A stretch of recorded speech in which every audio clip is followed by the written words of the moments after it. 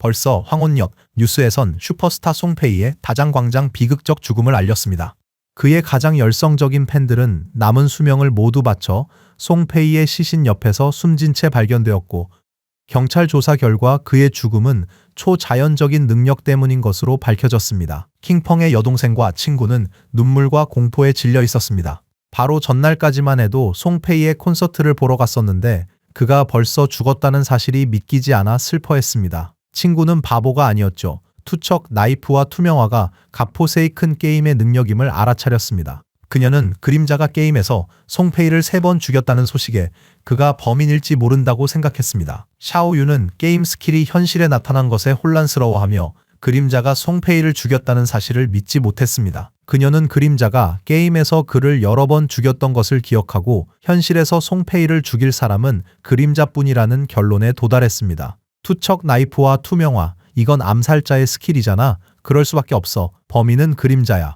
오빠는 그림자에게 살해당해 세상은 이미 빛을 잃었습니다. 그림자가 현실에서 게임 스킬을 쓸 방법을 찾았다면 자신도 그에게 다가갈 것이다. 무슨 수를 써서라도 더 강해져서. 그날 이후 그녀의 목표는 단 하나가 되었습니다. 그들은 택시를 세우고 내렸습니다. 친구는 당황하며 괜찮냐고 물었습니다. 샤오유는 오직 그림자를 죽여 오빠 송페이의 복수를 하고 싶었기에 두 눈은 분노로 가득했습니다. 동시에 주인공은 식당에서 조용히 국수를 먹고 있었죠. 갓포세이큰 게임 속 플레이어들은 현실에서 아무리 무적이라 해도 에너지를 소모했고 배가 고프면 여전히 식사를 해야 했습니다. 바로 그때 그의 전화가 울렸고 잠금을 해제하니 메시지가 와 있었습니다. 뚱보우가 엄청 화났다는 내용이었죠. 전화랑 위챗을 차단했는데 킹펑이 빨리 가지 않으면 퇴사 처리되고 이번 달 월급도 못 받을 거라고 했어요. 메시지를 보낸 사람은 양샤오야였는데 꽤 연약해서 자주 괴롭힘을 당했지만 착한 아이였죠. 전생에서도 그녀는 제 잔션 길드의 멤버였습니다. 킹펑은 자기나 회사 걱정 말고 게임 레벨업에만 집중하라 했습니다. 킹펑에게 게임을 해봤냐고 물으며 혼란스러워했죠. 게임이 너무 어려워 많은 이들의 수명이 거의 소진됐다고 들었기 때문이죠. 그녀의 직업이 무엇이든 초반에는 민첩성 향상에만 집중하면 된다고 주인공은 설명했습니다. 그녀는 그의 말을 듣기로 했지만 지금 게임에서 얻는 수명이 엄청 비싸다고 들었다고 말했습니다. 그리고 킹펑에게 진행 상황과 수입을 물었습니다. 주인공은 돈을 거의 다 써서 별로 없다고 답했어요. 그는 뚱보후가 하수인일 뿐이며 진짜 문제는 보스인 시안치치임을 알았습니다. 그녀는 시안그룹 회장의 딸이었고 그가 일했던 회사는 해당 그룹 소속이었습니다. 이 아가씨는 하루 종일 남자만 쳐다봤습니다. 중년의 외국 남자 6명과 호텔에 들어가질 않나, 아프리카 남자 3명과 스포츠카를 몰며 놀지를 않나, 이제는 킹펑에게까지 관심을 보이고 있었습니다. 시안치치는 외국 문화에 푹 빠져 있었죠. 게임이 출시된 후 그녀는 그레이트 지하를 떠나 북미로 건너가 북미 3대 길드 중 하나인 앨리스의 원더랜드를 만들었습니다. 그리고 그레이트 지하를 노골적으로 적대했죠. 과거 그녀는 그레이트 지하와 잔션 길드에 큰 문제를 일으켰습니다. 주인공은 그녀가 해외로 가기 전에 처리해야 한다고 생각했어요. 만약 북미로 가면 그녀를 감당하기 어려울 테니까요. 시안치치가 죽으면 앨리스의 원더랜드 길드는 아예 없을 수도 있었다. 앨리스 길드 핵심 창립 멤버들은 모두 시안치치와 관련 있다고 알려졌고 그녀가 사라지면 창립 멤버들의 유대감도 자연스레 깨질 것이었다. 그때 전화벨이 다시 울렸다. 이번엔 샤오유에게서 온 전화였다. 그녀는 킹펑이 게임에서 죽은 줄 알아서 전화를 받는 모습을 보고 혼란스러워했다. 그녀는 자신이 집을 살 돈을 충분히 벌었으니 더 이상 자신을 걱정할 필요가 없다고 그에게 알렸습니다. 킹펑은 그녀에게 다른 할 말은 없는지 물었다. 그녀는 더 이상 귀찮게 하지 말라며 자신도 찾지 않겠다고 말했다. 그녀는 이제부터 그와 인연을 끊었으니 사는 곳을 찾으려 하지도 말라고 했다. 전화를 끊자 킹펑은 기쁜 마음을 감출 수 없었다. 그는 레벨업을 계속하려 돌아가기로 마음먹었다. 곧 누군가 레벨 10을 달성해 게임 스킬을 현실로 가져올 수 있다는 사실을 알게 될 것이기 때문이다. 그때가 되면 세상은 평화를 잃을 것이다. 얼마 지나지 않아 샤오유와 그녀의 친구도 게임에 다시 접속했다. 친구는 좀 혼란스러워하며 오빠와 인연을 끊는 건 너무 심하니 화해하라고 조언했다. 샤오유는 단호히 거절하며 자신의 수명을 시안그룹에 200만 위안에 팔았다고 밝혔다. 이 사실을 들은 친구는 큰 충격에 빠졌다. 샤오유는 집도 샀으니 앞으로 같이 살자고 말했습니다. 곧 그림자를 만나면 킹펑은 이제 아무것도 아니라고 덧붙였습니다. 마침 그때 한 플레이어가 그녀의 눈길을 끌었습니다. 남자는 웃으며 그녀에게 책을 건네며 이게 그녀가 원했던 암살자 스킬북이라 했습니다. 또 약속을 잊지 말라고 상기시켰죠. 그녀는 웃으며 고개를 끄덕였고 일이 끝나면 그의 작은 소원을 들어주겠다 했다. 그러나 속으론 그를 아첨꾼이라 여겼고 그림자를 만나면 그 하찮은 존재는 아무도 신경 쓰지 않을 거라 생각했다. 그녀는 왕맹에게 암살자 제어 스킬북이 있다고 알렸다. 그녀는 그림자에게 필요한지 확인해보고 필요하면 줄 수도 있다며 얼굴에 미소를 띄었습니다. 그녀에 따르면 아첨꾼 장웨이는 꽤 쓸모가 있었습니다. 그런 좋은 스킬북을 가지고 있었으니까요. 이 스킬북은 그녀와 그림자를 이어줄 붉은 실이죠. 그녀는 곧 그림자에게 다가가 곁에서 그를 치유하고 적을 처치하며 레벨업을 함께할 계획이었다. 자신의 도움을 느끼게 해 그가 점차 자신을 믿고 반쪽으로 여기게 할 작정이었죠. 하지만 충분히 강해지고 그가 쓸모없어지면 오빠 송페이의 복수를 위해 자기 손으로 그를 죽이고 두 눈을 뽑아버릴 작정이었죠. 하지만 놀랍게도 왕멍은 그림자가 이 스킬은 쓰레기라며 필요 없으니 알아서 팔아 돈으로 쓰라고 했다고 전했습니다. 얼마 후 그림자도 게임에 접속했는데 마침 심상치 않은 보스와 싸우는 소리가 들려왔습니다. 전투 소리에 킹펑은 방패든 남자가 다수 팔보스와 싸우는 걸 보게 됐죠. 남자는 도망쳤지만 괴물에게 갈갈이 찢겨 허사였죠. 주인공은 이 보스가 8레벨 골드 티어의 황금 검이라는 걸 알았습니다. 보스는 2레벨 은신감지 능력을 가졌죠. 그 앞에서는 투명화가 무용지물이 될 뿐이었습니다. 몬스터는 포효하기 시작했죠.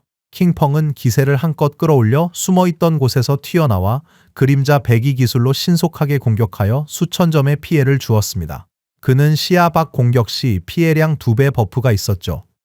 하지만 적이 투명화를 꿰뚫어 볼 수 있는 상황에선 이 효과가 발동 안 돼 피해량이 크게 준다는 걸 알고 있었습니다. 하지만 전설 등급 효과인 우아한 해방이 황금 거미의 머리와 심장 약점을 200% 증폭시켰습니다. 그림자 배기의 9번 공격 중 3번이 약점 피격으로 판정되어 3배의 데미지를 줬고 이걸로 손실된 데미지를 바로 메꿀 수 있었죠. 확실히 전설 스킬이었습니다. 샤오하이가 신앙의 사원을 찾도록 도와줘서 고마웠죠. 한 마법사가 이 싸움을 지켜보고 있었습니다. 그녀가 보기에 그림자의 공격은 한 방에 황금 거미의 체력을 6분의 1이나 깎아낼 정도였습니다. 칭펑은 맹독 투척 나이프로 공격했고 몬스터의 머리에 명중시켜 1783의 피해를 입혔습니다. 맹독 투척 나이프는 아직 실버 등급이라 피해량이 이미 뒤처지고 있었습니다. 더 높은 레벨의 투명화를 얻으려면 전직을 해야만 했습니다. 놀랍게도 몬스터가 그에게 달려들어 공격을 준비했습니다. 이것을 본 마법사는 당황했지만 칭펑의 눈은 자신감으로 빛났습니다. 몬스터의 공격에도 그는 손쉽게 피했습니다. 마법사와 친구는 이게 무슨 속도인지 경악했고 단순히 속도 문제가 아니란 걸 깨달았습니다. 그의 반응은 엄청나게 빨랐고 보스의 공격 패턴을 꿰뚫고 있는 듯 했습니다. 속도면에서는 거의 보스와 동등했죠. 마치 이 보스와 수없이 싸워본 듯이 공격을 모두 피했습니다. 전생에 그는 친 샤오유와 함께였지만 자신도 지키지 못하니 그를 치료할 수 없었죠. 전사는 공격을 막는 것뿐 아니라 민첩한 움직임, 회피 기술도 필수적이기에 시간이 지나며 이 기술을 터득한 겁니다. 그의 눈이 분노로 빛나기 시작했습니다. 그가 평범한 전사 클래스로 세계 100위 안에 들 수 있었던 이유도 바로 그것 때문이었죠. 그는 연속 100위 공격을 가했고 보스 체력은 반도 남지 않았습니다. 주인공은 몸을 숨겼습니다. 피할 수 없는 공격을 하는 황금 유령선 같은 특별한 보스에 비해 황금 거미는 훨씬 상대하기 쉬웠죠. 마법사는 보스가 도망치는 것을 보고 충격에 빠졌습니다. 칭펑은 이를 그냥 두지 않고 단검을 뽑아 몬스터의 목을 베었습니다. 시스템 창이 나타나 8레벨 골드 티어 보스를 처치하고 경험치 6400점, 진화 포인트 7점, 거래 가능한 수명 497일을 획득했다고 알려줬습니다. 킹펑은 탐욕의 손길로 진화 포인트 21점과 거래 가능한 수명 497일을 얻었습니다. 그는 골드 티어 보스에게서 진화 포인트 28점과 2000일 가까이 되는 거래 가능한 수명을 얻어 기뻤습니다. 그런데 놀랍게도 또 다른 시스템 창이 나타나 암살자 스킬인 블랙라이트 실드를 부여했습니다. 이 스킬의 사용 효과는 8초간 모든 회피율을 피해 감소 방패로 전환했고 재사용 대기 시간은 60초이며 레벨 8 제한이 있었습니다. 전환율을 자세히 보니 회피율 20%당 한 격의 피해 감소 보호막으로 전환되더군요. 지속 시간이 끝나거나 보호막이 깨지면 보호막이 사라지고 회피율이 정상으로 돌아왔죠. 이런 스킬북이 드롭되다니 믿기 어려웠습니다. 에픽 스킬인 환영 흐릿의 회피율 75%와 합치면 블랙나이트 실드로 3겹의 피해 감소 보호막을 얻을 수 있고 이 스킬만 있으면 피해 없이 많은 보스를 잡을 수 있겠다고 생각했습니다. 그는 총 6진화 포인트를 사용했습니다. 블랙나이트 실드가 플래티넘에서 에픽 등급으로 업그레이드된 거죠. 지속 시간은 8초에서 10초, 12초, 그리고 최종적으로 14초까지 점차 늘어났습니다. 게다가 전환율도 더욱 개선되어 초반에는 회피율 20%당 한 격의 피해 감소 보호막이었지만 이제는 15%, 12%를 거쳐 회피율 10%마다 한 격의 피해 감소 보호막으로 바뀌게 되었습니다. 피해 감소 보호막이 7겹이 되니 기뻤습니다. 이걸로 앞으로 많은 고레벨 지역도 미리 탐험할 수 있겠군요. 아직 22진화 포인트가 남았으니 맹독 투척 나이프도 진화시켜서 공격력을 높이기로 했습니다. 16진화 포인트를 사용하자 실버 티어의 맹독 투척 나이프가 에메랄드 티어로 진화했습니다. 최대 사거리는 14m에서 17m로 늘었습니다. 지속 피해는 약점 보너스가 없고 5초간 지속되며 중첩은 불가능했습니다. 명중시 추가 피해량은 120에서 240으로 늘어났으며 맹독 효과는 초당 공격력의 50%에서 80%로 상향 조정되었습니다. 맹독 투척 나이프를 3번 진화시키자 데미지가 최소 2배로 늘어났습니다. 기본 재사용 대기 시간도 5초밖에 안 돼서 지속적으로 피해를 줄 수 있으니 그림자 배기보다 약하지 않았죠. 암살자 클래스 장비도 2개나 얻었으니 바로 장착하기로 했습니다. 그는 플래티넘 티어의 민첩의 반지 또한 얻었습니다. 이 암살자 클래스 장신구는 민첩 20, 이동속도 20%, 공격속도 20%, 그리고 재사용 대기시간 속도 20%가 붙어 있었으며 장착 요구 레벨은 8이었습니다. 또한 골드 티어의 무거운 붉은 가죽 장갑도 얻었습니다. 이 암살자 클래스 방어구는 물리 방어력 플러스 18, 모든 원소 저항 플러스 15, 체질 플러스 12, 그리고 HP 플러스 588이 붙어 있었으며 장착 요구 레벨은 6이었습니다. 이 두 장비 덕분에 재사용 대기 시간 속도가 55%가 되었습니다. 원래 12초였던 그림자 배기의 재사용 대기 시간이 이제 7.7초였죠. 게다가 체질이 51포인트나 늘고 물리방어력 106포인트와 HP는 1517포인트나 증가했습니다. 이 정도면 충분히 만족스러웠습니다. 이제 그의 스탯으로 황금 거미 공격을 3번 버틸 수 있었습니다. 블랙라이트 실드까지 더해져 생존력이 크게 향상되었죠. 마법사와 일행은 그림자를 칭찬하며 보스는 아무것도 아니라고 했습니다. 그가 혼자 해치운 걸 믿기 어려워했죠. 마법사가 그에게 쓸만한 장비나 스킬이 있는지 물었고 있다면 사겠다고 말했습니다. 주인공은 마법사에게 골드 티어 스킬북인 프로스트볼 바운스가 있다고 밝혔습니다. 얼음 구체를 날리는 단체 스킬로 최대 10번까지 튕기며 가격은 일시불로 800일이었죠. 마법사는 800일이 비싸다고 생각했습니다. 이전에 5레벨 골드 티어 스킬북이 400일에 팔리는 것을 봤기 때문입니다. 그는 진지한 표정으로 프로스트볼 바운스가 7레벨 스킬북임을 강조했습니다. 5레벨보다 피해량이 40% 이상 높으니 800 다이아는 전혀 비싼 가격이 아니라고 못 박았죠. 마법사는 망설이지 않고 800일에 구매하기로 킹펑과 거래했습니다. 거래가 완료되었다는 시스템 창이 떴습니다. 우리 주인공은 투명화를 사용하기 시작했죠. 이제 초기 단계에서 그를 위협할 수 있는 보스는 없었습니다. 그는 마을로 돌아가 실버 및 골드 티어 보스의 위치에 대한 정보를 수집하는 글을 올리기로 했습니다. 이렇게 하면 끊임없이 보스를 사냥할 수 있고 레벨업 속도도 극대화될 겁니다.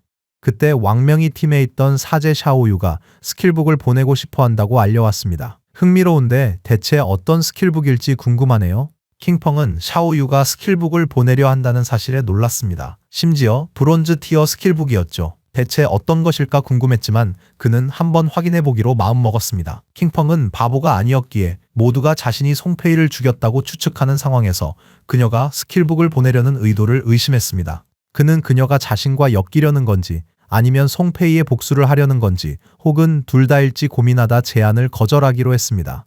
왕mem은 그림자가 그녀의 스킬북은 쓰레기라며 필요 없으니 팔아서 돈이나 하라고 전했습니다. 킹펑은 왕멍에게 팔 물건이 있으니 마을로 오라며 수명을 좀 준비해두라고 말했습니다. 왕명은 심각한 표정으로 질문을 던졌고 킹펑은 그게 무슨 의미인지 혹시 사람을 죽인 게 자신인지를 묻는 거냐며 되물었습니다. 그러고는 자신이 죽였다고 밝혔죠. 킹펑에게 왕명은 친구였다. 그래서 송페이가 살해당했을 때 그림자는 계속 접속이 끊겨 있었다는 걸 알았다. 범행 동기와 시점이 완벽하게 맞아떨어졌다. 왕명의 질문은 당국이 이미 상황을 거의 파악했다는 의미였다. 킹펑은 왕명에게 자기를 체포하려는 거냐고 물었다. 2시간만 지나면 다른 플레이어들도 레벨 10을 달성할 테고 능력을 현실로 가져오는 건 더 이상 비밀이 아니게 될 테니까. 그는 이를 다샤 정부가 어떻게 반응하는지 볼 완벽한 기회이자 시험대로 여겼습니다. 킹펑은 반딧불 마을로 돌아와 왕명 일행과 다시 만났습니다. 안유는 송페이 살해를 시인하냐 물었고 킹펑은 고개를 끄덕였다. 안유는 웃으며 사실 킹펑이 주요 용의자였다고 말했습니다. 하지만 그들은 송페이와 장리에도 그에게 악의를 품었고 대강공업이 많은 플레이어를 잡아다 학대하며 강제로 일을 시켰다는 사실을 알고 있었습니다. 엄밀히 말해 그 둘을 죽인 건 정당방위였습니다. 킹펑은 그들이 자신의 정체를 밝혀낼 수 없으니 일단 협력 관계를 유지하기로 한 것임을 깨달았습니다. 그는 전생에 정부와 협력하여 단 한 점의 오점도 없었음을 되새겼습니다. 다만 이번 생엔 송페이와 장리에를 직접 죽였으므로 뭔가 달라질 수도 있었다. 그의 부활이 운명의 게임 시대를 얼마나 바꿀지 기대됐다. 일단은 사용하지 않는 플래티넘 등급 장비를 팔기로 했다. 그들은 정부의 지원을 받고 있었기에 어떤 등급의 장비나 스킬북이든 받아들일 것이었고 무엇보다 거래를 성사시키기에 충분한 자원을 보유하고 있을 터였다. 이에 그는 시스템 창을 열었다. 그 내용을 본 다른 이들은 그가 플래티넘 등급 장비와 스킬북을 가졌다는 사실을 믿지 못했다. 그들은 그림자가 플래티넘 보스의 첫 킬을 한 건지 놀라움을 금치 못했다. 하지만 전 서버에 공지가 없었으니 그럴 리는 없다며 곧바로 생각을 접었다. 그는 운이 좀 좋았을 뿐이라고 말했다. 그가 몇몇 보물 상자를 찾았고 샤오위도 이를 증명했다. 심지어 본인도 에메랄드 등급 스킬북을 얻었다. 마법사는 킹펑이 에메랄드 상자를 직접 열었다고 확인했어요. 리틀 블랙은 킹펑이 그녀는 샤오쉬라고 부르면서 자신에겐 그냥 너라고 하는 걸 보고 질투심을 느꼈죠. 주인공이 리틀 블랙 대신 까망이라고 부르자 그녀는 화를 내며 차라리 리틀 블랙으로 불러달라고 했죠. 왕멍은 사람이 정말 비교할 수 없는 존재라며 한숨을 쉬었습니다. 자신들은 겨우 실버 등급 보스를 잡았는데 그림자는 플래티넘과 에메랄드 등급 상자를 아무렇지 않게 여는 걸 보니 질투가 났죠. 킹펑은 아이템 가격을 공개했습니다. 플래티넘 등급 궁수, 스킬북은 2500일, 플래티넘 등급 버서커 무기는 1500일, 플래티넘 등급 마법사 스킬북은 3000일, 그리고 골드 장비 및 스킬북 패키지는 8,001로 가격이 책정되었습니다. 남아있는 플래티넘 장비와 스킬북 25개를 전부 포함해서 그는 총 가격을 16,001로 할인해 주겠다고 제안했습니다. 왕멍은 충격받아 아니에게 그가 부르는 대로 다 주라 했고 흥정은 안 해볼 거냐고 물었습니다. 그녀는 웃으며 가격이 합리적이라 생각한다고 말했습니다. 샤오시와 왕멍이 빚진 것도 이번 거래에 포함시킬 거래요. 거래가 성사되자 킹펑은 그녀를 여장부답게 화끈하고 단호하다며 칭찬했어요. 킹펑은 거래 가능한 수명이 만일을 초과하면 단위가 년으로 변경됨을 알았습니다. 60년을 일수로 환산하면 약 22,000일이죠. 현재 환율로 4억 현금과 맞먹는 금액이었죠. 장하이시 공식 기관으로서도 엄청난 지출이었지만 그들에게 돌아올 이익은 돈보다 훨씬 컸습니다. 어쨌든 이 장비와 스킬북만 있으면 장하이시 공식 기관 산하의 많은 팀들이 예정보다 앞서 발전할 수 있을 테니까요. 그는 당국이 강해질수록 앞으로 불필요한 문제들을 피할 수 있을 뿐만 아니라 국제적인 대치 상황에서도 우위를 점할 수 있다는 것을 잘 알고 있었습니다. 안위는 킹펑에게 다장 산업에 플레이어들이 감금되어 있다고 알렸습니다. 그들은 그에게 구출 작전에 참여할지 물었습니다. 킹펑은 당국이 자신을 영입하려는 건지 아니면 자신이 송페이를 죽인 사실을 덮어주려는 건지 헷갈렸습니다. 그는 가지 않겠다고 했지만 한 가지는 미리 알려줄 수 있다고 했죠. 그들의 의심이 맞다고 말입니다. 그는 게임 스킬로 그들을 죽여 모두를 충격에 빠뜨렸습니다. 킹펑은 게임에서 레벨 10을 달성하면 수명을 소모해 게임 속 스킬을 현실로 가져올 수 있다고 분명히 밝혔습니다. 안위는 바로 그 때문에 다장 산업이 수명을 사들이고 있었다는 걸 깨달았습니다. 그들이 레벨 10 달성 후 게임 스킬을 현실로 가져오면 구출 작전은 더 큰 저항에 부딪힐 겁니다. 킹펑은 그녀가 이해하자 떠날 때라고 판단했습니다. 얼마 지나지 않아 그는 그림자로 변해 그 자리에서 사라졌습니다. 안위는 심각한 표정으로 왕맹에게 이제 각자 레벨업에 전념하라는 명령을 내렸습니다. 그녀는 6인 팀의 레벨이 이미 높은 상황이라 함께 다니게 되면 초과 데미지로 인해 잡몹들을 한 방에 처리하게 된다고 설명했죠. 하지만 흩어져서 각자 팀을 이끌면 전체적인 레벨업 효율을 크게 높일 수 있었습니다. 왕맹이 고개를 끄덕이자 안위는 모두 레벨 10을 먼저 달성하자고 했죠. 잠시 로그아웃하고 그 정보를 보고하라고 했죠. 마을에 있던 두 플레이어는 그림자가 노점을 다시 차린 걸 봤습니다. 이번엔 파는 게 아니라 사는 것이었죠. 시스템 창이 팝업되면서 그림자가 실버 보스 좌표는 30일치, 골드 보스 좌표는 100일치를 매입하고 있다고 알렸습니다. 이것을 본 한 남자가 절로 미소를 지었습니다. 그는 우리의 주인공에게 다가가서 그의 아가씨가 자신의 레벨업을 돕는다면 3억 원과 다장 산업의 지분을 주겠다고 말했다는 것을 알려주었습니다. 남자는 이런 기회는 인생에 흔치 않으니 잘 잡으라고 덧붙였죠. 다른 플레이어들은 그 남자가 아직 접속을 끊지 않은 걸 알아챘어요. 그림자가 현실에서 송페이와 대강실업의 그 젊은 여자를 죽였다는 걸 아마 몰랐을 거예요. 대강실업의 그 여자도 제거됐다는 사실을 믿지 못하는 이들도 있었죠. 그 여자를 보며 아깝다고 생각했습니다. 여자가 자업자득임을 떠올린 남자는 분노에 휩싸였습니다. 원래는 현실에서 그림자를 붙잡아 불법적인 일을 시킬 계획이었으나 그 자리에서 목숨을 잃었습니다. 그는 장리의 죽음에 큰 충격을 받았습니다. 그는 처음 장리가 그림자에게 레벨업을 도와달라고 하며 1,000만 원을 제안했던 일을 떠올렸습니다. 그림자가 거절하자 그는 돈을 보고 그녀를 도왔어요. 500만이라는 거금을 받을 수 있을 거라 생각했지만 현실에서 돈을 받으러 갔을 때 그들은 그를 기절시켰습니다. 깨어났을 땐 알 수 없는 지하실에 갇혀 있었죠. 그들은 매일 그를 채찍질하고 학대하며 게임에서 수명을 벌어 사람들을 모으게 했어요. 그림자가 이미 장미를 살해했을 줄은 꿈에도 몰랐던 거죠. 그는 쓴 웃음 지으며 그 여자가 편히 죽어 마땅하다고 생각했어요. 예전엔 그림자를 비웃었지만 진짜 바보는 자기 자신이었죠. 킹펑은 그 표정을 보고 그가 많은 사람을 묶어두는데 도왔음을 알았습니다. 남자는 불안해하며 거절했고 어쩔 수 없이 한 일이라며 자리를 떴습니다. 킹펑은 이 남자가 쓰레기라는 걸 알고 경찰에 넘기기로 했습니다. 2명의 플레이어가 킹펑에게 다가와서 실버 보스 좌표를 30일 동안 가지고 있다고 밝혔고 거래를 제안했습니다. 도시에 누군가 도착하자 모두의 시선이 쏠렸는데 바로 스페이드 에이스였습니다. 현실에서 그녀는 치안 그룹의 상속녀인 치안 시시라고 했습니다. 그녀가 많은 플레이어를 죽였으니 접근하지 말고 수명을 빼앗길 수 있으니 조심하라고 서로 경고했습니다. 시안치치는 부하들과 게임에 접속했습니다. 게임이 별거 아니라고 생각해서 그녀는 웃을 수밖에 없었어요. 돈만 쓰면 장비와 스킬을 많이 살 수 있었으니까요.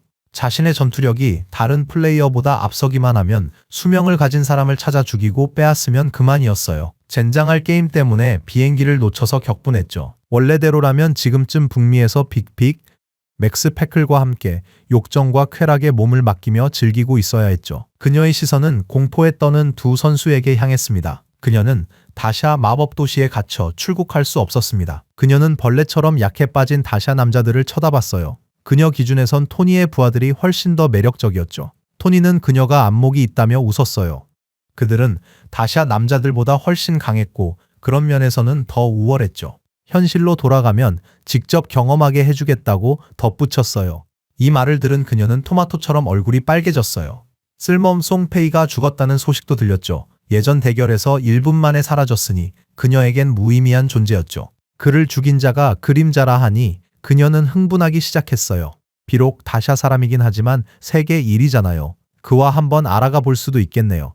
그림자가 송페이를 죽일 정도의 실력자라면 평범한 사람을 죽이는 건 훨씬 더 쉬울 거라고 판단했어요. 그녀는 이게 그와 친해질 좋은 기회라고 생각했습니다. 그녀는 부하들에게 전화 후 그림자에게 사람을 보내 연락하라고 지시했습니다. 그림자가 현금에는 관심이 없을지 몰라도 수명 3000일은 절대 거절하지 못할 거라고 장담했죠. 이걸 얻으려면 평범한 사람 한 명을 손가락으로 가볍게 죽이면 됐죠. 그녀는 속으로 웃으며 자신을 거절했던 킹펑의 표정을 절대 잊지 않겠다고 다짐했고 곧 킹펑이 죽게 될 거라고 말했습니다. 같은 시각 숲에서 한 플레이어가 몬스터를 죽이자 그 시체는 수명으로 변했고 힐러는 몬스터 공격으로부터 그를 치유했습니다. 남자는 지쳐서 샤오유에게 다음엔 그렇게 극단적으로 치료하지 말아달라고 했어요.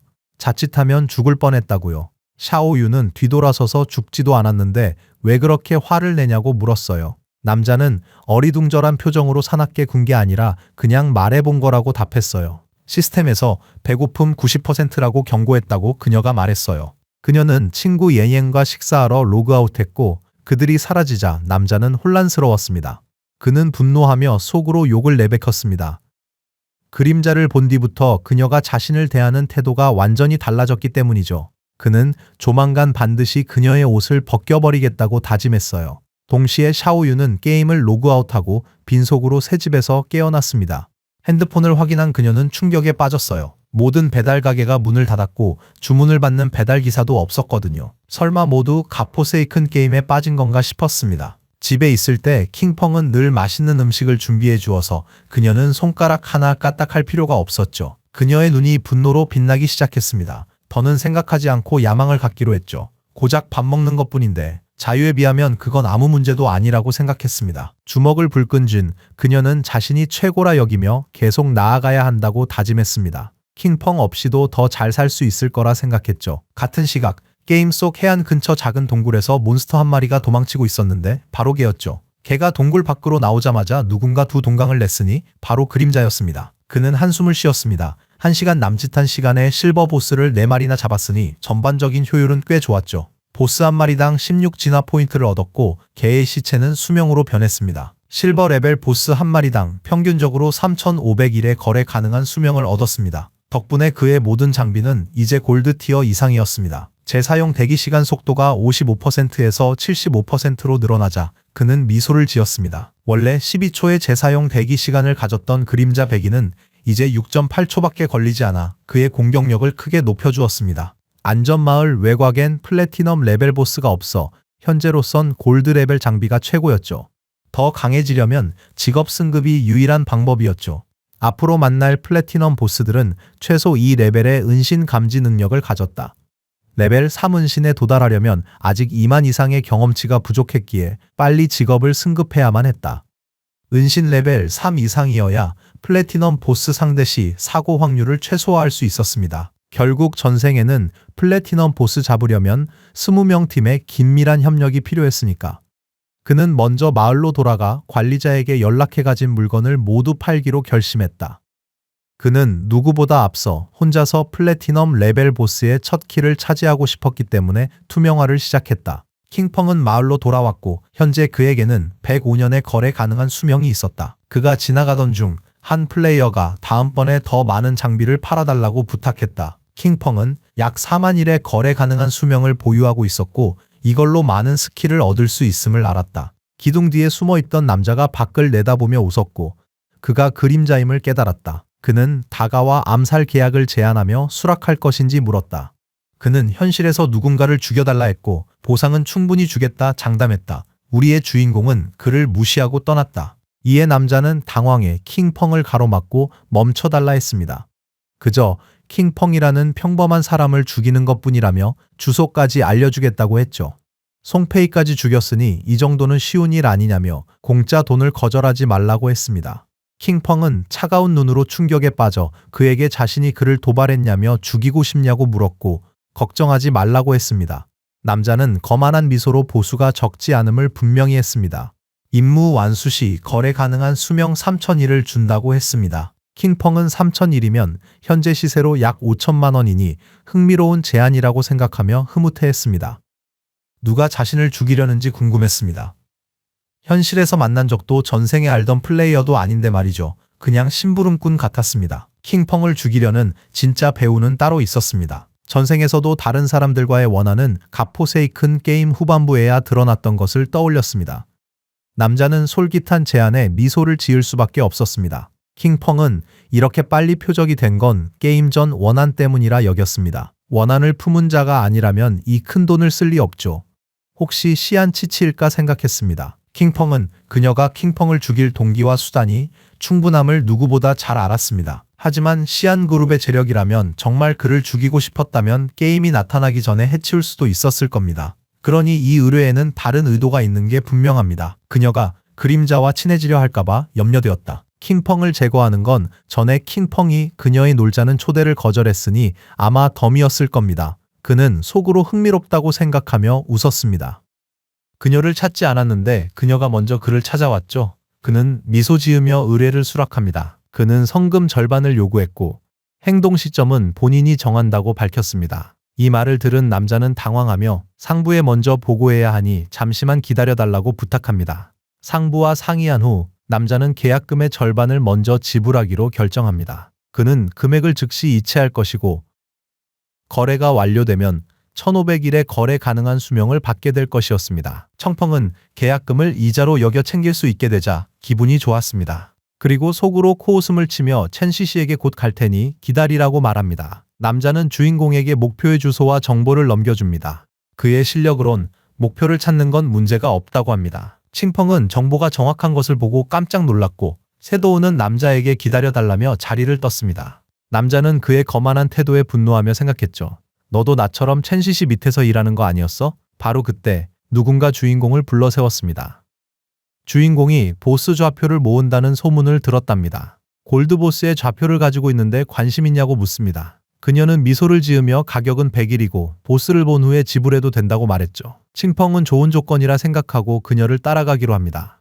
여자는 자기를 따라오라며 목적지가 도시 북쪽이라 좀 멀다고 말했습니다. 칭펑이 보스 이름이 뭐냐고 묻자 여자는 역병 감싸개라고 답했습니다.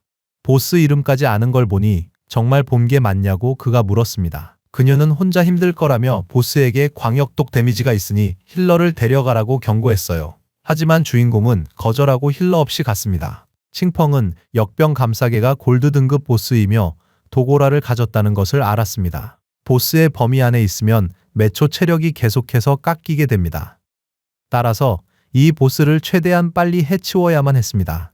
지금의 그에게는 스킬 몇 방이면 잡을 수 있는 수준이었죠. 얼마 후 여자는 칭펑을 한 동굴로 데려가 보스가 안에 있다고 말했습니다. 그녀는 자기 팀이 모든 몬스터를 제거했지만 보스는 물리치지 못했다고 덧붙이며 섀도우를 안으로 안내했습니다. 동굴에 들어가자 여자는 독성 아우라로 가득한 늪 한가운데에 있는 나무를 가리키며 저게 바로 보스라고 알려주었습니다. 그녀가 자신을 속이지 않았다는 것을 확인한 칭펑은 그녀에게 수명을 주기로 결심했고 거래 가능한 수명 100일을 성공적으로 거래했다는 시스템 창이 나타났습니다.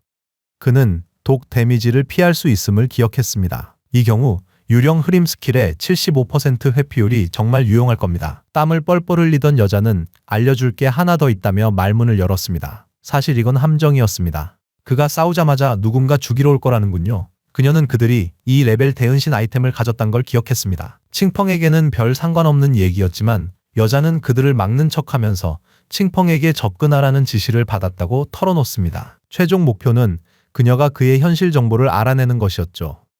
그들의 계략을 알게 된 주인공은 실망한 얼굴로 그녀를 응시했습니다. 여자는 얼굴을 붉히며 긴장한 표정으로 자신도 강요당했다고 말했어요. 모든 일의 배후를 쫓을 수 있도록 사실을 말해주고 싶었다. 현실에서 협박당하기에 그도 바랐던 그들의 죽음을 자신도 바랍니다. 칭펑이 협박범을 묻자 그녀는 동방시안이라고 밝힙니다. 게임 속 그의 아이디는 시안윤이며 칭펑이 자신을 한 번 죽였다고 말했다고 설명합니다. 이 말을 들은 주인공은 혹시 그가 자신의 황금 유령선 보스를 훔치려 했던 동방시안이 아닐까 의아해했습니다. 나중에 그 녀석은 용서를 빌며 스킬북을 보냈습니다. 여자는 겁에 질렸지만 송페이를 죽였던 그가 동방시안도 해치울 수 있을 거라 믿었습니다. 그녀는 모든 걸 걸었고 제발 배신 말아달라 애원했습니다. 가장 좋은 건 동방시안을 없애는 거라며 안 그러면 자기는 끝장이라고 강조했습니다. 칭펑은 정말이지 유치한 계획이라 여겼습니다. 전생에 듣도 보도 못한 녀석이라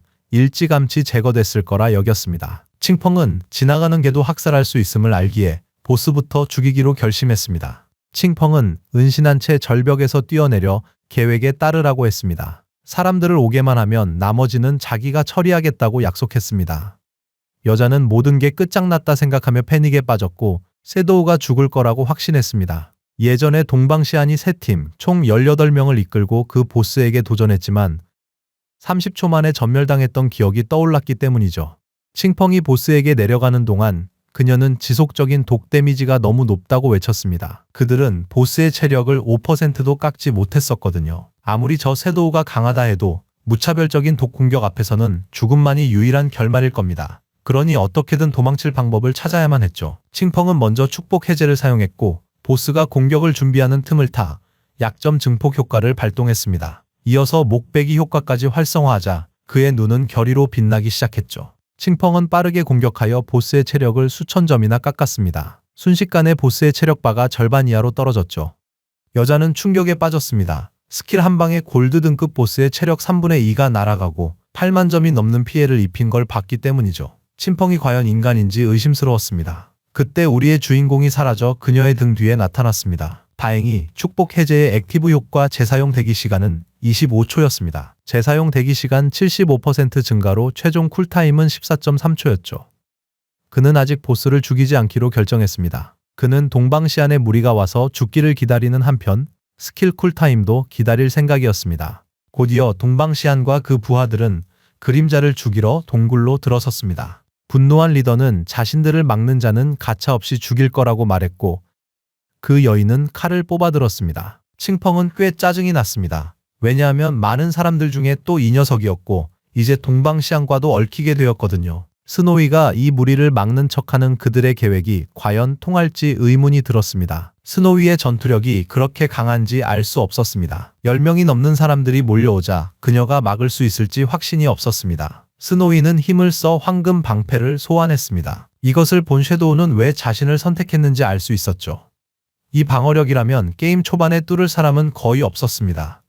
남자들은 방패를 공격하기 시작했고 칭펑은 그녀가 야생에서 고대신의 축복으로 황금 보물 상자를 얻은 것을 알고 있었죠. 그의 눈이 진지하게 빛나기 시작했고 칭펑은 순간 그림자를 사용해 빠르게 공격하여 그들의 몸을 조각냈습니다. 분노에 찬 칭펑은 블루밍 저주 스킬을 써서 남자들의 시체를 꽃으로 만들었습니다. 스노이는 너무 끔찍해 충격에 빠졌습니다. 스킬 한 방에 저렇게 많은 사람이 죽다니 저 진홍빛 꽃은 대체 뭘까 싶었죠. 동방시안의 말을 듣지 않은 게 천만다행이었죠. 안 그랬다면 송페이 일행처럼 비참하게 죽었을 테니까요. 그녀는 섀도우에게 친구 신청을 하고 기회가 되면 동방시안의 현실 위치를 알려주겠다고 약속했습니다. 이에 칭펑은 그녀의 제안을 받아들였습니다. 스노이는 얼굴을 붉히며 특별한 서비스가 필요하면 언제든 자기를 찾아오라고 당신을 위해서는 언제나 공짜라고 말했습니다. 칭펑은 그제야 뜨거웠던 이유를 깨닫고 절벽 아래로 뛰어내렸습니다. 곧장 강력한 배기 스킬로 보스를 맹렬히 공격했습니다. 칭펑의 생각에 10여 명에게서 흡수한 수명은 보스가 준 것에 비하면 아무것도 아니었습니다. 어차피 쟤들은 얌전히 파밍이나 할 것이지 괜히 문제를 일으키고 다녔으니 죽어도 싼 놈들이라고 생각했습니다. 그는 스노이 쪽으로 몸을 돌려 무슨 문제 있냐고 물었고 그녀는 아니라고 대답하며 자리를 떴습니다. 칭펑은 탐욕스러운 손을 써서 기분이 좋았습니다. 암살자 스킬북을 본 지 오래되었는데 드디어 또 다른 것이 나타났으니까요. 이 스킬북은 플래티넘 등급의 가장 어두운 시간이었다. 칼날에서 어두운 빛을 터뜨려 범위 내의 모든 적의 눈을 멀게 하는 암살자 유형의 스킬이었죠. 재사용 대기 시간은 60초, 요구 레벨은 10, 사거리는 20m, 기본 지속 시간은 10초였습니다. 대상의 정신력이 높을수록 지속 시간은 짧아지죠. 칭펑은 주먹을 불끈 쥐고 배우기로 결심했습니다. 단검을 뽑아들었습니다. 적의 눈을 멀게만 하면 은신 상태가 아니어도 2배의 피해를 줄 수 있다는 걸 알았기 때문입니다. 이로써 보스의 대은신 레벨이 아무리 높아도 칭펑의 공격력에 영향을 줄 수 없었죠. 이 단검은 역병 칼날입니다. 그것은 공격력 216과 민첩성 41을 더해주는 암살자용 무기였습니다. 게다가 약점 공격 배율을 0.3이나 증가시켰습니다. 장비 요구 레벨은 10이었죠. 그리고 모든 공격에는 3초 뒤에 터지는 독이 묻어 있었는데 이는 원래 공격력의 50%에 해당하는 피해를 입혔습니다. 오늘도 아주 만족스러운 하루였다고 생각하며 칭펑은 동굴을 떠나기로 했습니다. 그는 이미 98 진화 포인트를 모아 서사 등급 탐욕스러운 손을 전설 등급으로 진화시킬 수 있었죠. 동굴을 떠나자 작은 몬스터들은 모두 겁에 질렸습니다. 클래스 승급까지 경험치가 10,000 조금 넘게 남은 걸 확인한 그는 곧바로 몬스터를 사냥하러 가기로 결심합니다. 칭펑은 보이는 몬스터들을 모조리 학살하기 시작했고 다른 몬스터들은 겁에 질려 도망치기 시작했습니다. 하지만 칭펑은 이들을 그냥 둘 생각이 없었죠. 순식간에 전부 처리해버립니다. 클래스 승급이 가능해지자 미소를 지을 수밖에 없었죠. 그의 몸 주위로 황금빛 에너지가 나타나고 시스템 알림을 통해 그림자 클래스 승급을 알립니다. 현재 등급이 0티어에서 1티어로 변경되었고 클래스 속성 보너스도 증가했습니다. 힘은 3에서 9로, 체력은 3에서 9로, 민첩은 8에서 24로, 정신력은 5에서 15로 각각 상승했습니다. 첫 번째 클래스 패시브는 은신 지속 시간을 2배로 늘리고 은신 중 은신 기술 사용을 가능하게 했습니다. 두 번째 패시브는 은신 레벨을 1에서 2로 올려줬습니다. 마지막으로 세 번째 클래스 패시브는 적 시야 밖 공격 시 데미지를 2배에서 3배로 향상시켰습니다. 주인공은 1차 전직으로 능력치 보너스가 3배가 된 것을 깨닫고 자신의 손을 바라보기 시작했습니다. 은신 상태에서 다시 은신을 활성화할 수 있다는 것을 알게 됐습니다. 즉, 쿨타임이 충분히 짧으면 영구적으로 숨을 수 있었죠. 적의 시야 밖에서 가한 공격의 피해량이 2배에서 3배로 늘어났습니다. 그는 겨우 1차 전직인데도 이 정도인 걸 보며 괜히 최강 은신 클래스가 아니라고 생각했습니다. 그 순간 시스템은 장애시에서 이미 7명의 플레이어가 레벨 10에 도달했다고 알렸습니다. 또한 10분 후에 버려진 신의 대륙으로 가는 순간이동진이 활성화될 것이며 조건을 충족하는 플레이어들은 떠날 준비를 하라는 알림이었습니다. 순위표가 나타났는데 1위는 세도우였고 2위는 그레이 로즈가 차지했습니다. 3위는 설백, 흑정령 도리자, 왕멍이 차지했습니다. 마지막 4위는 후이유와 위안이었습니다. 청풍은 어느새 저녁 8시 30분이 된 것을 확인했습니다. 그는 장애시의 많은 플레이어가 10레벨에 도달한 것에 놀랐습니다. 순위표는 낯익은 얼굴들로 가득했는데 지난번 이 시간에는 외국인 플레이어들이 순위표를 완전히 점령했던 기억이 떠올랐습니다. 그동안 수많은 장비와 스킬북을 판매한 효과가 나타나기 시작했다는 것을 깨닫자 그의 눈이 진지하게 빛나기 시작했습니다. 세상 판도가 바뀔 수도 있다는 생각에 그는 진심으로 그걸 바랐습니다. 현실은 이미 밤이 깊었고 경찰은 몇 명을 체포했습니다. 한 명이 다장 산업 조직의 주요 조직원들이 모두 체포됐다고 보고했습니다. 하지만 그는 핵심 조직원 셋은 여전히 게임 안에 있고 현실의 몸은 소멸 상태라 체포할 수 없다고 덧붙였습니다.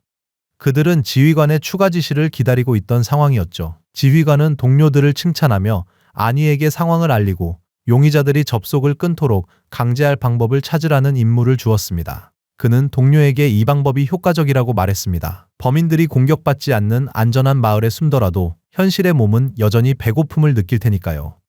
그는 고개를 끄덕이며 배고파지면 접속을 끊고 식사해야 하는데 그 순간 체포될 것이라고 말했습니다. 이번에는 모든 일이 잘 풀려 모두 기뻐했고 이 모든 게 서도우 덕분이었죠. 그는 다장 산업 관련 범죄 정보를 제공했을 뿐만 아니라 게임 스킬을 현실로 추출할 수 있다는 사실도 미리 경고해 주었습니다. 만약 그가 좀 더 늦었다면 장리가 이끄는 우두머리들은 곧 10레벨에 도달했을 겁니다. 이미 스킬을 현실로 가져와 그들을 잡으려다 수많은 사상자가 생겼을 테죠. 이미 여러 나라에서 소규모 반란이 일어나 수천 명이 사망하는 사건을 겪었습니다. 게임에 투입된 요원들이 점차 10레벨에 도달할 수 있었던 건 섀도우가 제공한 장비와 스킬 덕분이었습니다. 섀도우는 대하에 없어서는 안 될 인재이므로 그를 완전히 자신들 편으로 만들 방법을 찾아야 했습니다. 한편 우리 주인공은 반딧불 마을로 돌아왔고 스노이는 그가 마을을 악에서 해방시킨 위대한 영웅일 줄은 몰랐다며 감탄했습니다. 칭펑은 무슨 말을 중얼거리냐며 할 말이 있으면 그냥 하라고 했습니다. 그녀는 혀를 내밀고 웃으며 칭펑에게 당국이 이미 뉴스를 공개했으니 겸손할 필요 없다고 말했습니다. 그녀는 다장 산업이 송페이와 함께 플레이어들을 납치, 감금, 살해했으며 그가 송페이와 장리에를 죽여야 했던 것은 공식적인 명령 때문이었다고 설명했습니다. 칭펑은 침묵을 지켰습니다. 그는 당국이 자신의 누명을 벗겨준다는 사실을 믿을 수 없었고 앞으로의 협력을 위해 그렇게 한다고 생각할 수밖에 없었습니다. 칭펑이 현실 세계에서 동방선의 위치를 찾았는지 묻자 그녀는 그가 아직 접속을 끊지 않았으니 잠시 기다려 달라고 말했습니다. 그녀는 정보를 얻는 즉시 그에게 전달하겠다고 약속했습니다. 이에 칭펑은 거리를 걷기 시작했고 다른 모든 일은 나중에 해도 괜찮다고 생각했습니다. 최우선 과제는 신에 버림받은 대륙으로 가는 것이었습니다. 많은 사람들이 이미 마을 순간이동진을 사용 중인 것을 그는 알았습니다. 하지만 대륙의 순간이동진을 쓸 수 있는 사람은 없었습니다. 그는 마을의 순간이동진을 이용해 신이 버린 대륙으로 향했습니다. 현재 있는 마을 지역은 그저 초보자 구역일 뿐이며 진짜 게임은 신이 버린 대륙에 도달해야 시작된다고 여겼기 때문입니다. 근처에 있던 플레이어들은 모두 충격에 빠졌습니다. 아무도 보이지 않는 상황에서 누가 순간이동을 했는지 의아해했습니다. 한 명이 분명 섀도우라고 소리쳤습니다. 다른 사람은 혼란스러워하며 자신은 이 레벨 대은신 능력이 있는데 어떻게 안 보일 수 있냐고 물었죠. 곧바로 다른 사람이 그건 그냥 그림자의 은신 레벨이 이보다 높다는 뜻이라며 멍청하다고 쏘아붙였습니다. 몇 초 뒤 주인공은 신이 버린 대륙의 모습을 드러냈습니다. 예상했던 대로 모든 것이 전생과 같았죠. 이곳은 황량하게 텅 비어 있었고 플레이어는 단 한 명도 보이지 않았습니다. 주인공이 탐색 중일 때 빛나는 눈을 한 몬스터가 그를 응시하기 시작했습니다. 그곳은 익숙한 장하이시의 폐허였습니다. 각기 다른 도시의 플레이어들이 처음 신이 버린 대륙에 도착하면 각자 자기 도시의 폐허에서 나타나게 됩니다. 이 도시 폐허의 위치는 현실 세계의 지리와 완벽하게 일치했는데 그 이유는 항상 미스터리로 남아 있었습니다. 몬스터가 은신처에서 모습을 드러내자 칭펑은 뒤를 돌아봤습니다. 벌레처럼 생긴 몬스터가 나타나 포효하기 시작했죠. 몬스터는 땅을 파괴하며 맹렬하게 공격했습니다. 주인공은 유령 흐림으로 공격을 피한 뒤 순간 그림자 배기를 사용해 몬스터를 반으로 갈라버렸습니다. 레벨 11 돼지 흔들기를 처치했다는 시스템 창이 떴습니다. 그때 더 많은 돼지 흔들기가 나타나 칭펑을 공격했지만 그는 점프하여 피했습니다. 눈을 빛내며 그는 축복 해제를 사용한 다음 순간 그림자 배기를 활성화하여 몬스터들을 조각내버렸습니다. 몬스터의 몸은 수명으로 변했고 이제 마을처럼 안전한 곳은 없다는 걸 알게 됩니다. 사방에 몬스터들이 숨어 언제든 공격할 태세였죠. 하지만 폐허에 숨겨진 은신처를 찾기만 하면 요새를 만들어 이 지역을 장악할 수 있다는 걸 알고 있었습니다. 장하이시 폐허에서 가장 좋은 은신처가 북서쪽에 있다는 것을 기억해냈습니다. 그곳은 바로 전생의 갓슬레이어 길드의 은신처였습니다. 같은 시각 신에 버림받은 대륙에 또 다른 플레이어 그룹이 도착했습니다. 바로 왕맹의 일행이었죠. 샤오헤니는 다소 놀랐지만 왕맹은 이곳이 왜 현대 도시의 폐허처럼 보이는지 알지 못했습니다. 그들에게 이곳은 매우 익숙한 곳이었죠. 샤오헤니가 탑을 가리키며 이곳이 강남시의 폐허가 아니냐고 묻기 시작했습니다. 구이시는 맞다면서 아직 강남시의 탑들이 서 있는 걸 보니 내 말이 맞다고 확인해 주었습니다. 샤오헤니는 셔도우가 이곳으로 순간이동하는 것을 봤다는 말을 듣고 그가 어디 있는지 궁금해하며 주변을 살피기 시작했습니다. 구이시는 서도우가 몸을 숨길 수 있으니 그만 찾으라고 했습니다. 그때 땅에서 돼지 흔들기 2마리가 튀어나왔습니다. 이를 본 왕맹은 방패를 들고 몬스터 공격이니 조심하라고 외쳤습니다. 구이시는 엘프의 축복 스킬을 사용했죠. 몬스터들이 빠르게 공격했지만 왕맹이 방패로 막아냈고 강화 효과 덕분에 공격을 버텨낼 수 있었습니다. 구이시는 이 일반 몬스터들이 초보자 마을은 등급 보스보다 공격력이 더 강하다고 왕맹에게 조심하라고 일렀습니다. 파티 궁수는 구속의 사격 스킬로 몬스터에게 화살을 쏘았습니다. 눈 깜짝할 사이에 화살에서 나온 에너지 밧줄이 몬스터들의 몸을 휘감았습니다. 그는 웃으며 이 몬스터들은 컨트롤에 취약하니 움직이지 못하게 묶어두고 모든 공격을 퍼부어 끝장내겠다고 말했습니다. 리틀 블랙이 마법 지팡이를 들어 올려 예언의 불덩이를 소환하자 두 불꽃이 몬스터를 강타했습니다. 돼지 흔들기가 죽자 그 몸은 수명으로 변했습니다. 왕맹은 샤오슈에게 올빼미를 높이 날려 주변 지형을 정찰해달라 했고 그녀가 고개를 끄덕이자 올빼미는 주변을 날아다녔습니다. 그녀는 사방에 몬스터들이 아주 많다고 보고했습니다. 게다가 방금 전 전투 소음으로 인해 일부 몬스터들이 이미 이쪽으로 다가오고 있다고 덧붙였습니다. 안전지대가 안 보인다며 그녀는 대장에게 어떻게 할지 물었습니다. 왕맹은 근처에 안전지대가 없는 사실에 충격받았습니다. 궁수는 이게 무슨 거지 같은 대륙이냐며 어떻게 갑자기 생존 게임이 된 거냐고 당황했습니다. 샤오히는 샤오슈에게 그림자를 찾아보라고 부탁했습니다. 우리보다 약 10분 먼저 도착해서 멀리 가지 않았을 것이고 그를 찾으면 안전할 것이라고 확신했습니다. 처음에는 근처에 아무도 보이지 않았지만 이내 수명이 보이기 시작했습니다. 그녀는 북서쪽에서 거대한 빈 무리를 발견했고 그것이 쓰러진 몬스터들이 남긴 보상임을 깨달았습니다.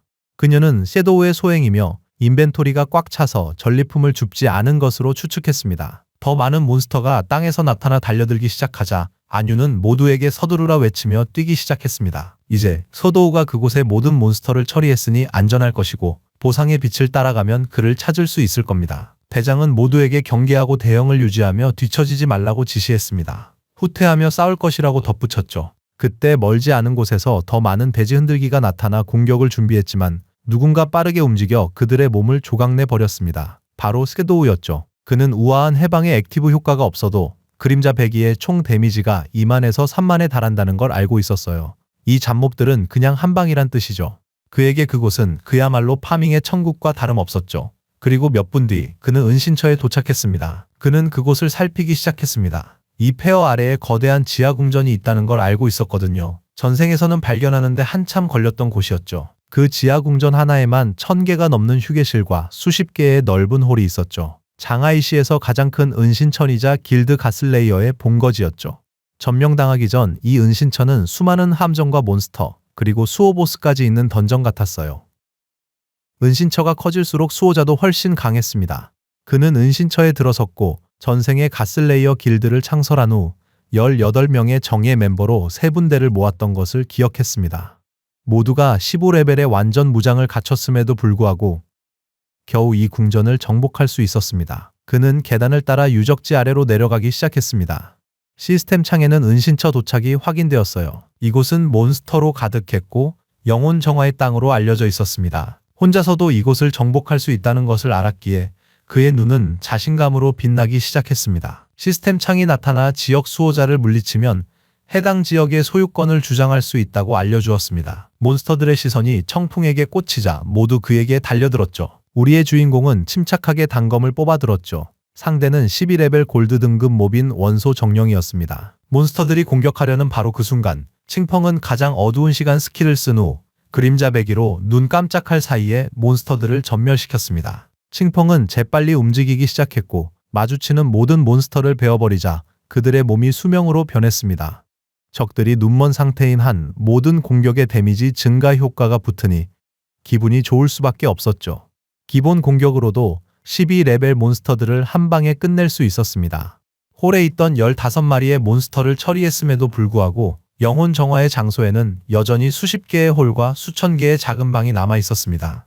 그의 얼굴에는 역큰 미소가 떠올랐고 정말 엄청난 작업이라고 생각했습니다. 그는 수명을 면밀히 관찰하기 시작했고 은신처의 몬스터 수를 고려하면 모든 몬스터를 처치한 후 탐욕스러운 손을 한 번 더 진화시키는데 충분하다는 것을 깨달았습니다. 칭펑은 땅을 바라보며 진지한 눈빛으로 변했습니다. 각 구역 몬스터를 다 잡으면 지역 수호자가 나올 것을 알고 있었습니다. 얼마 후 서점의 플레이어 2명이 신에 버림받은 대륙으로 순간이동했습니다. 그 남자는 이곳이 진짜인지 몰라 다소 혼란스러워했습니다. 그는 정말 신이 버린 대륙에 온 건지 의아해했죠. 여자는 상황이 이상했고 이곳이 왜 이리 익숙한지 의아해했습니다. 자세히 살펴보니 이 폐허는 바로 차오후라는 것을 깨달았습니다. 그곳을 탐험하던 그들은 산악도시의 폐허에 도착했고 몇 시간 후에는 런던의 폐허에 도착했습니다. 남자는 충격에 빠졌습니다. 혹시 각 지역의 사람들이 모두 원래 살던 도시의 폐허로 옮겨진 건 아닐까 하고 생각하게 되었죠. 여자는 이것을 이상하게 여겼고 혹시 도시들의 지리적 위치가 현실 세계와 정확히 일치하는 것은 아닌지 궁금해했습니다. 한눈 파는 사이 무언가 다가오자 경계태세를 갖췄고 뒤를 돌아보니 빛나는 눈에 돼지 흔들기 여러 마리가 그들을 노려보고 있었습니다. 그들은 겁에 질려 도망치기로 했고 몬스터들이 공격을 시작하자 그 지역을 벗어나기 시작했습니다. 같은 시각 장하이 폐허에는 수명이 가득했고 멀지 않은 곳의 잔해 아래에는 왕맹과 그의 팀이 숨어 있었습니다. 왕맹은 고개를 내밀어 근처에 몬스터가 없는 것을 보고는 먼저 잠시 회복하자고 제안했습니다. 안유는 섀도우가 정말 대단해서 얼굴을 붉혔다. 스스로 강하다고 믿었지만 결국 보스의 그림자 아래에서 떨며 숨을 수밖에 없었죠. 왕맹은 헛기침하며 그녀에게 말조심하라고 일렀습니다. 그녀는 어리둥절한 채 정확한 묘사가 아니냐고 물었어요. 샤오웬이는 고개를 내밀며 다행히 섀도우가 이 지역을 정리해줘서 망정이지 안 그랬으면 몬스터가 너무 많아서 다 죽었을 거라고 말했습니다. 그러면서 여기서 죽으면 어디서 부활할지 궁금하다고 덧붙였습니다. 구지우시가 올빼미를 조종해 지역을 탐색하던 중 왕맹이 안유에게 다가갔습니다. 왕맹은 6명 모두 일단 탐색을 미루고 팀원 전원이 레벨 10에 도달할 때까지 함께 기다렸다가 나아가자고 제안했고 안유는 고개를 끄덕였습니다. 지우시의 올빼미가 그 위를 날며 몬스터들이 파리처럼 쓰러지는 것을 목격했습니다. 그런데 섀도우는 왜 거기서 멈춘 걸까요? 마치 그 자리에서 증발해버린 것 같았죠. 또한 전리품이 아주 많고 그중 일부는 골드 등급인 것을 발견하고 정말 죽고 싶어 했죠. 왕맹은 심각한 표정으로 섀도우에게 그 아이템들이 필요한지 물어보기로 했습니다. 같은 시각 우리의 주인공은 몬스터 하나를 조각내고 있었습니다. 그곳은 수명 구슬로 가득 차 있었죠. 모든 몬스터를 처리하자 안도했습니다. 40개 홀과 1000개 넘는 작은 방을 정리했고 400마리 넘는 몬스터를 쓰러뜨렸죠. 그는 또한 브론즈 등급 보스 4마리, 실버 등급 보스 2마리를 물리쳐 8만 이상의 경험치를 얻었습니다. 그로 인해 진화 포인트는 무려 205점까지 올랐죠. 탐욕스러운 손을 진화시키려면 5점만 더 있으면 된다는 생각에 발걸음을 옮겼습니다. 왕맹은 서도우에게 몬스터 전리품 일부를 두고 간 것을 봤다며 자신들이 그걸 수거하고 가치에 맞는 수명을 지불해도 되는지 제안했습니다. 이 말을 들은 주인공은 왕맹과 공식 팀원들이 도착했음을 알게 되었습니다. 그는 거절하지 않고 전리품을 챙기게 했으며 팔 장비가 있어 나중에 연락하겠다고 덧붙였습니다. 왕맹은 감사 인사를 전하며 유적지 쉼터의 좌표 8954-6666에서 기다리겠다고 말했습니다. 바로 그 순간 전기가 발현되기 시작했고 청풍의 시선은 그곳에 고정되었습니다. 그것은 주인공을 향해 빠른 속도로 움직이기 시작했죠. 청풍은 곧바로 수호자가 나타났음을 직감했습니다. 시스템 창에 따르면 그의 앞에는 플래티넘 등급의 영혼 정화자라고 불리는 전기 기사가 나타났습니다. 설명에 따르면 이 몬스터는 영혼 정화자 영역의 수호자이며 이 몬스터를 처치하면 영혼 정화자 영역의 주인이 될 수 있다고 합니다. 도시 페어의 최고 몬스터가 15레벨이란 걸 알기에 칭펑은 생각에 잠겼습니다. 이 영혼 정화자 피에솔은 이미 도시 페어 내에서 가장 레벨이 높은 몬스터이자 최고 등급의 보스였습니다. 그의 기억이 맞다면 이 보스는 총 75만 HP와 3개의 페이지를 가지고 있었습니다.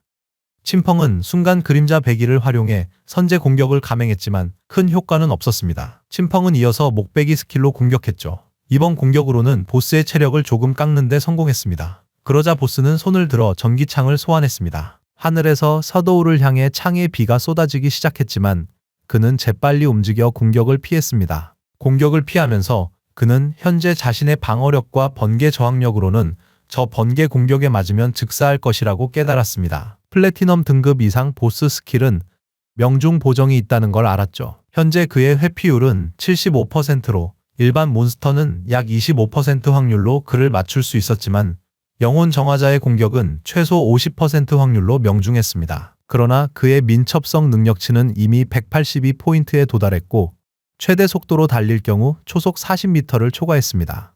따라서 정신만 바짝 차리면 번개가 완전히 내리꽂히기 전에 쉽게 피할 수 있었습니다. 그의 눈이 분노로 빛나기 시작했습니다. 지난번엔 길드원들과 겨우 사제의 보호막과 운의 의지에 살아남았기 때문입니다. 이번에는 보스에게 기회를 주지 않으려 모든 힘으로 공격했어요. 우아한 해방의 목배기 피해와 그림자 배기, 그리고 역병 칼날의 폭발적인 피해가 합쳐져 보스의 체력 25만을 직접 깎아냈습니다. 이미 보스 체력의 4분의 1이 줄어든 상태였습니다. 그는 곧 보스가 이 페이지에 진입할 것을 알았습니다. 보스가 전기 구체를 소환하기 시작했습니다. 칭펑은 영혼 정화자가 무적 상태에 들어가 계속해서 번개 구체와 번개를 만들어낼 것을 알고 있었습니다. 그는 2단계에서 3개의 번개 구체를 먼저 파괴해야 보스가 광란 상태에 빠지지 않는다는 것을 알고 있었죠. 칭펑은 자신의 과거를 회상하기 시작했습니다. 전생에 그의 팀은 보스의 무자비한 공격에 전멸한 적이 있었습니다. 그 후 칭샤오이는 엄청나게 화를 내며 더 이상 싸우지 않겠다고 버텼습니다. 두 번째 시도에서는 그녀 없이 한 번에 클리어했습니다. 그는 맹독 비행 다트를 사용해 구체를 공격했습니다.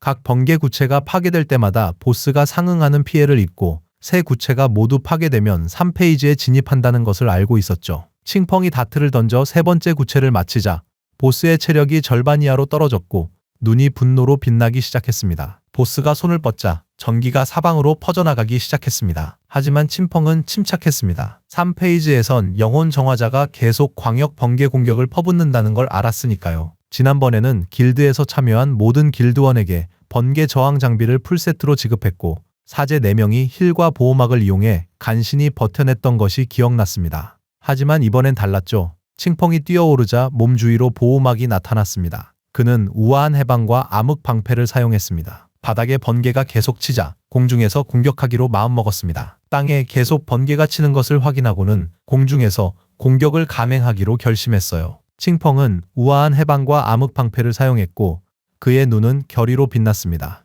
주인공은 그림자 배기를 사용해 재빨리 보스의 목을 베어버립니다. 놈을 해치운 칭펑은 바닥에 착지합니다. 시스템 창에 플래티넘 등급의 영혼 정화자 피에소를 처치했다는 알림이 뜹니다. 보상으로 레벨 11에 도달했네요. 주요 속성 4개가 4포인트씩 늘었고 자유 속성 10포인트를 얻었습니다. 추가로 20 진화 포인트와 1521의 거래 가능한 수명을 얻었습니다. 우리의 주인공은 꽤나 기뻤습니다. 세계 최초로 플래티넘 등급 보스를 처치하고 명성 포인트 10점을 얻었거든요. 게다가 신성한 땅의 주인이 되기도 했죠. 땅에는 수명이 가득했고 주인공의 지식에 따르면 방금 얻은 은신처는 게임을 초월하는 중요성을 지니고 있었습니다. 그는 은신처가 피난처이자 저장 기능만 있는 것이 아니라 현실 세계로 추출될 수 있다는 것을 알고 있었습니다. 게임이 현실에 강림하자 실제 세계의 무기들이 부식되기 시작했습니다. 특히 핵폭탄 같은 강력한 무기들은 첫날부터 쓸모 없어졌죠. 비행기와 탱크도 한두 달 정도만 작동하다 고철이 될 겁니다. 즉, 미래의 모든 현실 전투는 게임에서 추출된 스킬에 전적으로 의존하게 될 것입니다. 은신처를 현실 세계로 가져오면 마법 방어막을 활성화하여 절대적으로 안전한 피난처가 될 수 있었습니다. 킹펑은 조용히 생각에 잠겼다가 그 지역을 벗어나기 시작했습니다. 전생에 그의 길드인 갓 슬레이어가 바로 이곳을 기반으로 계속 성장했던 것을 기억해냈기 때문이죠. 그 시절 즐거운 추억도 많았지만 수많은 사람들이 음모와 기만으로 오고 가는 것을 목격하기도 했습니다. 그의 눈은 강한 결심으로 빛나기 시작했습니다. 이번에는 결코 같은 길을 선택하지 않을 것이었습니다. 정상에 도달할 때까지 혼자서 더 강해질 것입니다. 밖에 비가 내리고 몬스터가 도끼를 세차게 휘둘렀습니다. 샤오웨의 친구는 바닥에 쓰러져 공격을 피했습니다. 비켜달라 하자 그녀는 소리치기 시작했습니다. 제때 반응 못해 도끼에 몸이 두 동강 났습니다. 그녀는 마을에서 부활했고 시스템은 그녀가 죽어서 거래 불가, 수명 14년과 거래 가능 수명 이 일을 잃었다고 알렸습니다. 그녀는 다시 죽었다는 사실에 충격을 받았습니다. 친구는 분노했습니다. 그는 그녀를 바보라고 부르며 보스가 휘두르는 큰 도끼를 어떻게 못 피할 수 있냐고 다그쳤습니다. 그녀는 화를 내며 누구에게 막말이냐고 따졌습니다. 그녀는 탱커인 당신이 보스의 어그로를 제대로 끌지 않으면 어떻게 스킬을 피하냐며 그를 나무랐습니다. 그는 더 화내며 바보냐고 소리쳤습니다. 광역 스킬 보스 어그로를 어떻게 끄냐 되물었죠. 싸우다 결국 그는 파티를 나갔습니다. 샤오이 친구는 탱커가 도망가자 당황하여 보스에게 공격당한다며 도움을 청하기 시작했습니다. 보스가 도끼를 휘둘렀고 얼마 지나지 않아 친구도 마을에서 부활했습니다. 친구는 걱정스러운 얼굴로 샤오이에게 말했습니다. 남은 수명도 얼마 없으니 일단 작은 몬스터들을 처치하며 레벨을 올리는 데 집중하자. 샤오이는 이 말을 듣고 곰곰이 생각에 잠겼습니다. 그때 시스템 창에 강해시의 그림자 플레이어가 플래티넘 등급 보스를 세계 최초로 처치해 명성 10점을 얻었다는 알림이 떴습니다. 모두의 시선이 시스템 창에 집중되었고 사람들은 눈앞의 상황을 믿을 수 없었습니다. 플래티넘 등급 보스를 혼자 잡았다는 것에 기가 막혔습니다.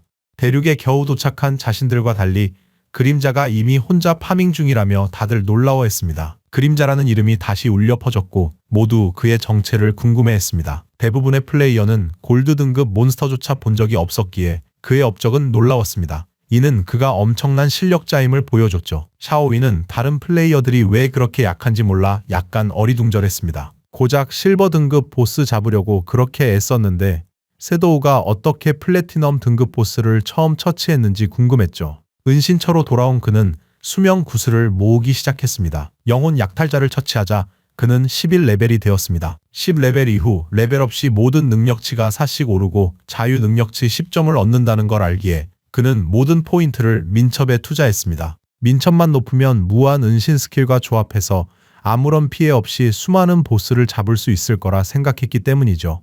보스 처치로 진화 포인트 20점을 즉시 얻을 줄 몰라 놀랐죠. 이제 탐욕스러운 손 스킬을 다시 진화시킬 수 있게 되었으니까요. 추가 전리품 보상도 3개에서 5개로 늘었으니 기분이 좋을 수밖에 없었죠. 게다가 100칸의 추가 저장 공간까지 얻었습니다. 진화 포인트 210점을 썼고 15점이 남았습니다. 그의 탐욕스러운 손 스킬이 에픽에서 전설로 진화했어요. 이제 이 암살자 스킬은 추가 전리품 획득 확률이 500%가 되었고 그 전리품의 등급이 한 단계 상승할 확률은 100%가 되었죠. 또한 아이템 저장을 위한 탐욕 공간 100칸이라는 패시브 효과도 얻었습니다. 킹펑은 레전더리 등급의 탐욕스러운 손 스킬로 전리품을 챙겼고 그 결과 5개의 추가 전리품을 획득했습니다. 더 나아가 진화 포인트 100점을 추가로 획득하여 총 115점을 보유하게 되었습니다. 킹펑은 시스템 창을 통해 암살자 장비 2개와 스킬북 1권이 드롭된 것을 확인했습니다. 하지만 아직 레벨이 충분하지 않아 사용할 수 없었기에 일단 은신처 창고에 보관하기로 결정했습니다. 킹펑은 독실한 신자를 소환, 궁전의 모든 전리품을 쌓으라 명했고 신자는 즉시 작업에 착수했습니다. 킹펑은 남은 115점의 진화 포인트로 아직 에픽 레벨에 도달하지 못한 스킬들을 업그레이드 할 수 있다는 생각에 기뻤습니다. 그는 진화 포인트 42점으로 그림자 은신을 3번 에픽 레벨로 진화시켰습니다. 그 결과 은신 지속 시간은 36초에서 60초로 늘어났고 은신을 해제하는 공격은 이제 300에서 500의 피해를 입혔으며 재사용 대기 시간은 22초에서 15초로 줄었습니다. 다음으로 진화 포인트 34점을 사용해 백스텝 강화를 2번 진화시켜 에픽 등급으로 올렸고 백스텝 데미지 보너스는 50%에서 75%로 증가했습니다. 이후 진화 포인트 6점을 써서 어둠의 순간을 플래티넘, 에메랄드, 다이아몬드 거쳐 에픽 등급으로 진화시켰습니다. 이 능력은 50m로 넓어진 범위 내 모든 적을 실명시키는 어둠의 빛을 발산했습니다. 기본 지속 시간은 16초로 늘었지만 정신력이 높은 대상에게는 더 짧아졌습니다. 그리고 진화 포인트 33점을 사용해 블룸 저주를 3번 진화시켜 전설 등급으로 만들었습니다. 이 스킬은 플레이어 사망 60초 내 시체에 사용 가능하며 새로운 효과를 얻습니다. 그것은 대상에게 남은 거래 불가 수명의 50%를 흡수하는 것은 물론 흩어져 있는 거래 불가 수명 광구까지도 흡수할 수 있었습니다. 블룸 저주에 흡수된 시체는 흔적도 없이 사라졌죠. 거래 불가 수명 구슬을 흡수할 수 있다는 걸 깨닫고는 놀라서 눈이 커졌습니다. 그는 다수의 고레벨 지역과 특별 보스의 분노 구역에서 수명이 수백, 수천 배 빠른 속도로 소진되며 이러한 소진은 주로 거래 불가 수명에 먼저 영향을 미친다는 것을 상기했습니다. 설희가 킹팽에게 연락해 플래티넘 등급 보스 첫 처치를 축하했습니다. 또한 좋은 소식으로 동방의 현자가 막 로그아웃했다고 밝혔습니다. 그녀는 강남 호텔에 그의 클랜이 집결 중이며 게임 내에서 전투력으로 변환하기 위해 막대한 양의 수명을 구매했다는 소식을 들었다고 언급했습니다. 신도가 전리품을 쌓을 때 킹팽은 그녀를 칭찬했습니다. 하지만 그녀는 마땅히 해야 할 일이니 고마워할 필요 없다고 답했습니다. 그녀는 동방의 현자를 물리치지 못하면 자신이 끝장이라고 말했습니다. 킹팽은 걱정 말라며 전리품을 정리했습니다. 아이템이 전부 들어갔는데도 공간이 절반이나 남는 걸 보면서 100칸짜리 배낭이 정말 유용하다고 생각했죠. 그는 곧장 왕맹을 찾아가 모든 것을 팔기로 결심했습니다. 섀도우가 돌아오자 아니와 리틀 블랙은 기쁨에 눈이 휘둥그레졌습니다. 아니는 흥분하여 그에게 달려갔습니다. 하지만 킹팽은 그녀가 자신을 껴안으려 하자 손으로 막고 곧바로 본론을 꺼냈습니다. 늘 그랬듯 가격은 자신이 정하며 싫으면 안 사도 된다고 못 박았습니다. 30개가 넘는 아이템이 일반 등급과 브론즈 등급 잡템이니 할인해서 단일가 수명 950일로 쳐주겠다고 설명했습니다. 킹팽의 손바닥 자국이 얼굴에 선명한 아니는 미소를 지으며 좋다고 말했습니다. 이전에 수집했던 아이템들의 가치는 이미 따져본 바 있었는데 대략 1000일 정도의 가치가 나왔습니다. 그래서 모든 것을 종합하여 단순하게 2000일로 정산하는 것이었습니다. 킹팽은 다소 어리둥절한 표정으로 이번 아이템들은 실버, 골드, 플래티넘 등급까지 포함되어 있으며 총 가치는 거래 가능한 수명 18,000일에 달한다고 언급했습니다. 그녀는 시스템 창을 열어 내용을 훑어보던 중 플래티넘 등급 장비가 있다는 사실에 깜짝 놀랐습니다. 자신도 골드 등급 장비는 하나뿐이었기에 진짜 큰 손만이 이런 수준의 아이템을 팔 것이라고 생각했습니다. 그녀는 이로 인해 장아이시 발전이 확실히 가속화될 것이라며 흥분했고 섀도우에게 거듭 감사했습니다. 우리 주인공은 서로 돕는 거라 문제 없다고 했습니다. 샤오웬이는 초조한 눈빛으로 섀도우에게 어떻게 그렇게 많은 인벤토리 칸을 가지고 있냐며 혹시 도라에몽이냐고 물었습니다. 킹펑은 그들의 가방이 이미 꽉 찼을 거라 설명하며 친절하게도 도시 폐허 중앙에 있는 동상 아래에 시장 마을로 돌아가는 텔레포트 포탈로 이어지는 계단이 있다고 알려주었습니다. 킹펑은 그들에게서 멀어지며 만약 돌아가고 싶다면 첫 비용으로 수명 500일이 들 거라고 명확히 말했습니다. 그는 다시 돌아올 때는 비용이 들지 않겠지만 알아서들 잘 생각해보라고 경고하며 자리를 떴습니다. 안유는 킹펑을 가리키며 미소 지었고 그럴 줄 알았다고 말했습니다. 그녀는 섀도우가 환생한 플레이어이며 그렇지 않고서야 그렇게 숨겨진 정보를 알 리가 없다고 밝혔습니다. 그녀의 태도를 본 왕멍은 다소 혼란스러워하며 안대장에게 그러지 좀 말라고 좀 무섭다고 말했습니다. 그녀는 얼굴을 붉히며 섀도우를 유혹하면 어떨지 물었습니다. 킹펑이 그 지역에서 멀어지자 시스템은 거래 가능한 수명을 소모하여 현실 세계로 스킬을 추출할 것인지 물었습니다. 그는 레벨 및 클래스 동기화를 활성화하기로 결정했습니다. 시스템은 그에게 27,000일의 수명이 소모되었음을 알려주었고 레벨 동기화 및 클래스 진화 동기화가 완료되었다고 전했습니다. 킹펑은 다음 단계인 스킬 추출에 흥분했습니다. 그는 이전에 그림자 은신을 추출했으나 레벨이 1에 불과했음을 기억했습니다. 이번에는 현실에서 그림자 은신 레벨을 올릴 뿐만 아니라 더 많은 스킬을 추출할 계획이었습니다. 그는 그림자 은신을 10레벨까지 올리는데 1946일을 썼습니다. 그리고 그는 연속해서 스킬들을 추출해냈는데 백스텝 강화에 900일, 탐욕스러운 손에 1000일, 그림자 섬광 배기에 3200일, 고스트 블러에 5366일, 블룸 저주에 16,099일, 그리고 흑광 방패에 11,313일의 수명을 소모했습니다. 추출 동기화가 끝나자 그에게는 거래 가능한 수명이 7,480일 남게 되었고 이제 그 수명을 활용할 수 있었습니다. 마지막으로 수명 3,600일을 들여 골드 등급의 은신의 부츠를 그리고 3,394일을 더 들여 역시 골드 등급인 신도의 펜던트를 추출했습니다. 이제 장비를 추출할 시간이 된 것입니다. 그는 시스템 창을 확인하기 시작했습니다. 신도의 펜던트가 재사용 대기 시간을 줄여줄 뿐 아니라 소환된 실버 등급 추종자가 현실 세계에서 거의 무적이라는 것을 깨달은 것입니다. 수명을 한 번에 다 쓴 후 거래 가능한 수명은 486일밖에 남지 않았지만 그의 현실 속 힘은 게임과 거의 동등한 수준이었습니다. 그는 수명이 더 필요하단 걸 알기에 흔적도 없이 사라지기 시작했어요. 다음 로그아웃 시에는 완전한 동기화를 반드시 이뤄내야 했습니다. 몇 분 뒤 그림자가 몸에서 빠져나가자 킹펑은 현실 세계에서 깨어났고 조용히 생각에 잠겼습니다. 이제 채한시 씨가 제 주소를 알았으니 안전을 위해서라도 지금 당장 이곳을 떠나는 게 최선이겠어요. 영혼 정화의 성력을 추출하려면 1300년이 넘는 수명이 필요하다는 사실을 그는 알고 있었습니다. 그래서 당분간은 임시로 머물 곳을 찾아야만 했습니다. 진지하게 빛나는 눈으로 칭펑은 탐욕스러운 손을 사용해 방 안에 있는 모든 것을 흡수했고 모든 것이 흔적도 없이 사라졌다. 탐욕스러운 손의 저장 공간이 정말 유용했고 모든 물건이 완벽하게 들어맞아서 그는 기뻐했어요. 그는 점프하여 창문으로 올라탔죠. 그리고 핸드폰을 꺼내 동펑 시안이 이 근처에서 약 15km 떨어진 중만 호텔에 있다는 것을 확인했다. 그는 땅을 내려다본 뒤 몸을 투명하게 만들어 아파트에서 땅으로 내려왔다. 그는 현재 속도로 10분이면 도착할 수 있을 거라고 계산했습니다. 주인공은 밤새도록 중만 호텔을 향해 빠르게 움직였고 얼마 지나지 않아 그곳에 도착했습니다. 안에서 저녁 식사 중이던 남자들 중 한 명이 현재 상황을 볼 때 게임 속 스킬과 수명이 현실에 영향을 줄 수 있다고 말했습니다. 그는 이를 동펑 가문에 더할 나위 없는 기회로 보았고 게임 초반에 성공적으로 세력을 구축한 시안을 크게 칭찬했습니다. 시안은 웃으며 마땅히 해야 할 일이라고 답했습니다. 할아버지는 흐뭇한 표정으로 시안의 성장에 무척 기쁘다고 말했습니다. 이번에 장비와 스킬북을 손에 넣기 위해 교환 가능한 수명을 대량으로 사들였다고 설명했습니다. 목표는 가문의 핵심 멤버들을 최대한 빨리 10레벨로 만들어 초반 우위를 점하고 이를 이용해 현실 세계에서 가문의 영향력을 넓히는 것이었습니다.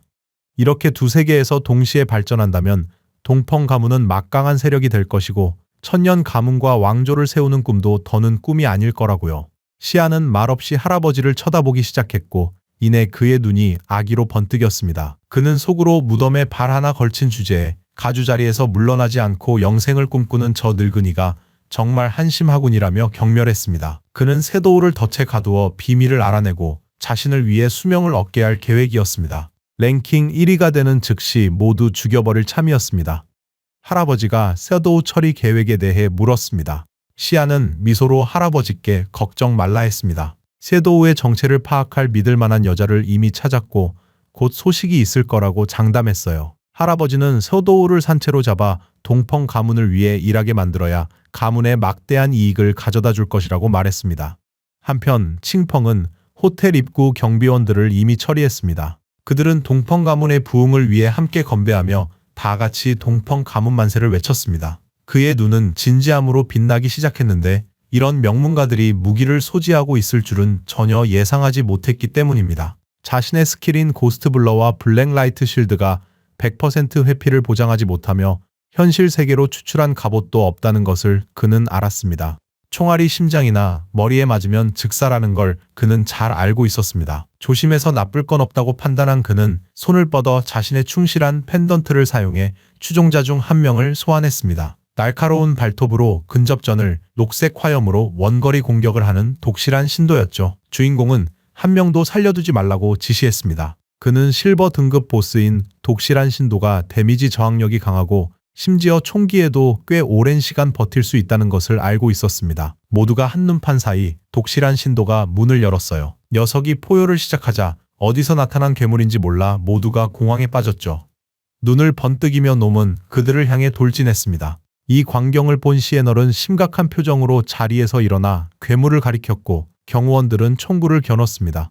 게임 속 괴물이라곤 믿을 수 없어 즉시 사격을 명령했습니다. 총알이 녀석의 머리에 박혔지만 별다른 효과는 없었습니다. 놈은 팔을 세차게 휘둘러 경호원 한 명을 죽이고 날카로운 발톱으로 다른 경호원의 가슴을 찔렀습니다. 괴물이 하객을 공격하자 시에널은 식은땀을 흘리며 두려워했습니다. 괴물이 할아버지를 공격했고 할아버지는 당황하여 살려달라 외쳤습니다. 시에널은 돕기는커녕 곧바로 도망치기 시작했습니다. 그는 뒤도 돌아보지 않고 빨리 이곳을 벗어나야 한다고 생각했습니다. 어떻게든 탈출해서 게임에 접속하기만 하면 안전할 테니까요. 그의 눈은 공포로 가득 차 있었습니다. 게임에서 레벨 10을 달성하고 스킬을 현실로 추출한 뒤 돌아오면 그 무엇도 자신을 위협할 수 없다고 생각했죠.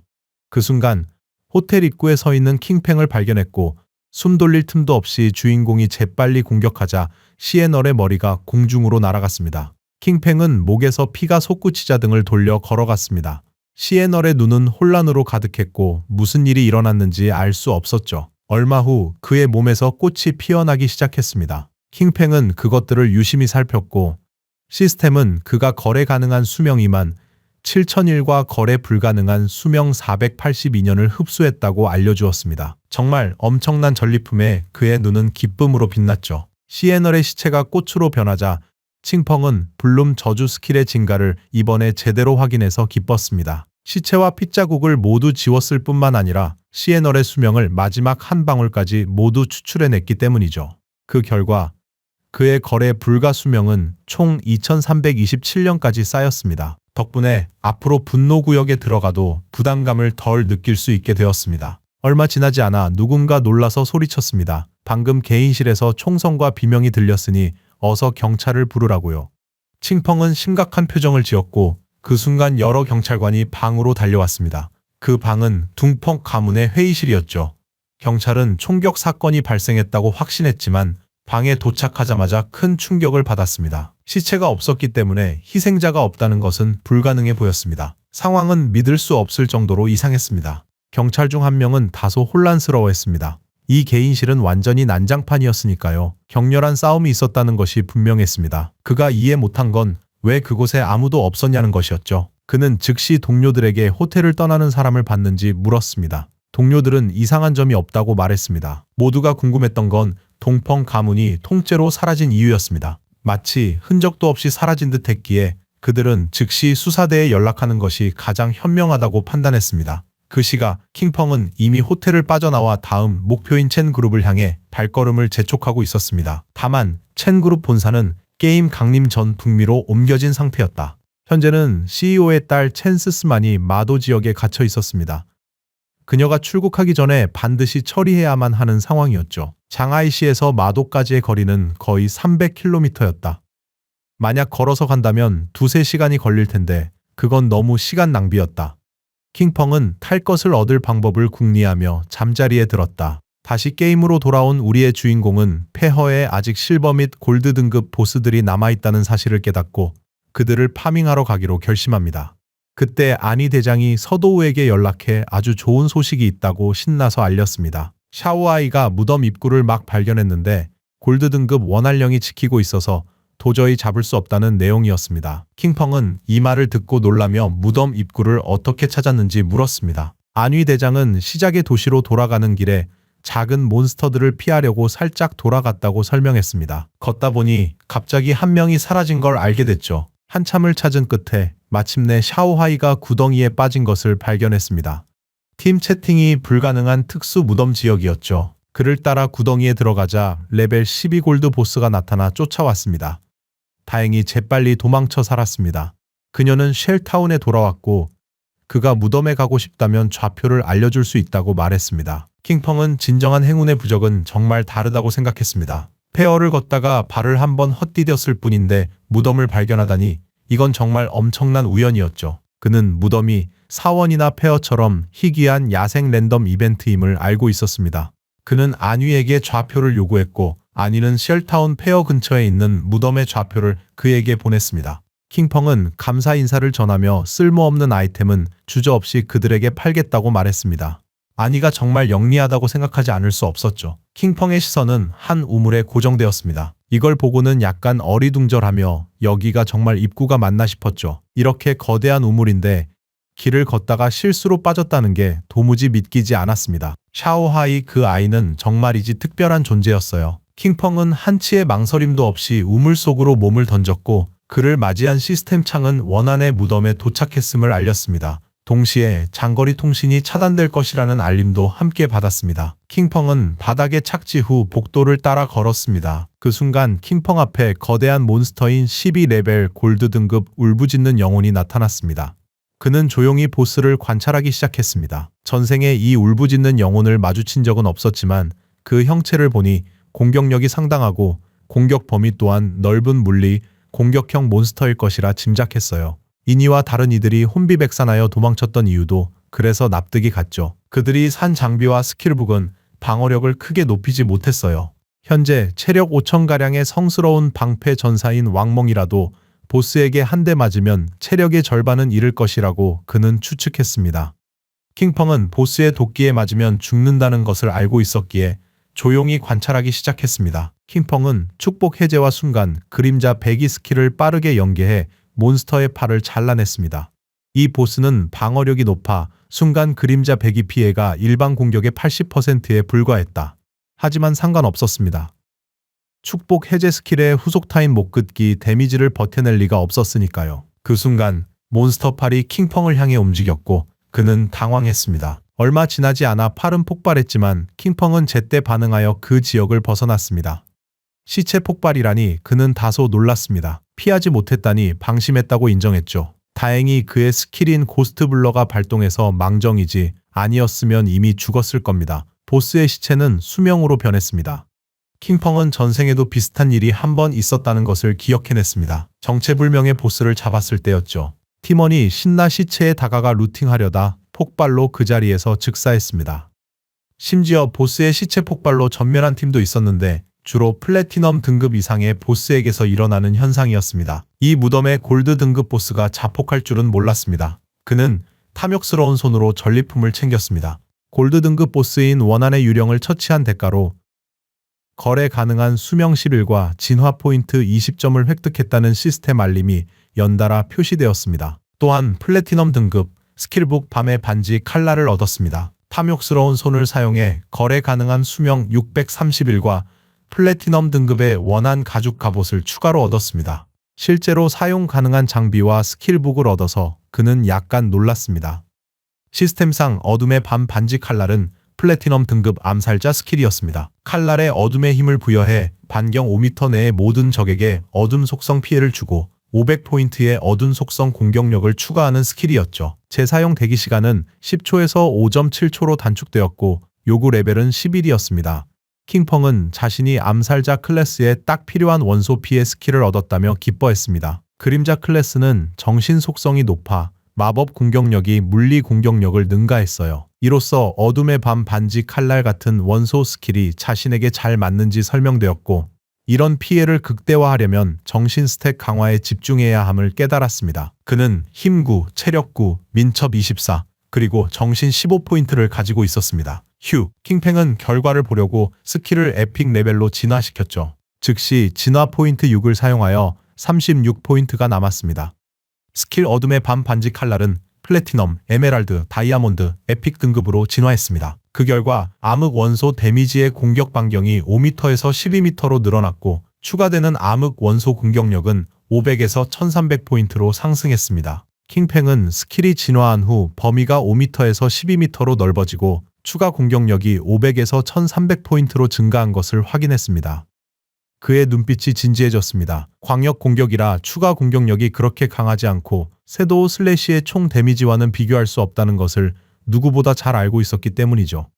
하지만 쫄목들을 처리하는 데는 완전 신급 스킬이었죠. 섀도우 슬래시는 절단 범위가 5m였지만 선형 스킬이었죠. 반면에 어둠의 밤 반지 칼날은 광역 스킬이라 포위당했을 때 훨씬 더 효과적이었습니다. 시스템은 그에게 원한의 가죽 갑옷이 플래티넘 등급이며 물리 방어력 55, 모든 원소 저항 45, 데미지 차단 42, 그리고 생명력 777포인트를 제공한다고 알려주었습니다. 이 아이템을 착용하려면 최소 레벨 11이 필요했습니다. 또한 공격받을 시 기본 공격력 30포인트를 추가하는 원한 효과가 부여되어 있었습니다. 킹팽은 원한 효과가 미미하다는 것을 알았지만 거대한 문으로 향했습니다.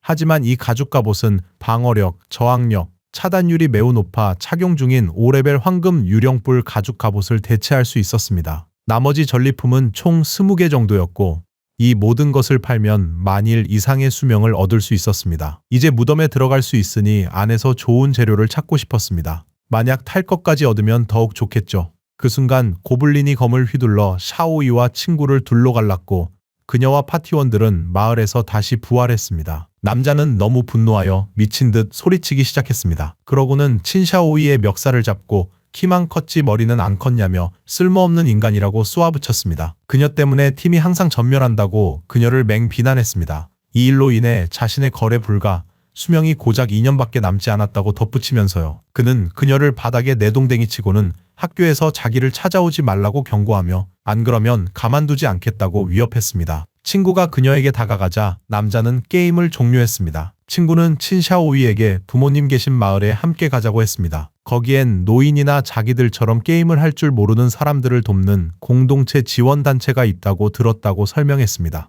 그녀는 주먹을 꽉 쥐며 분노를 참을 수 없었습니다.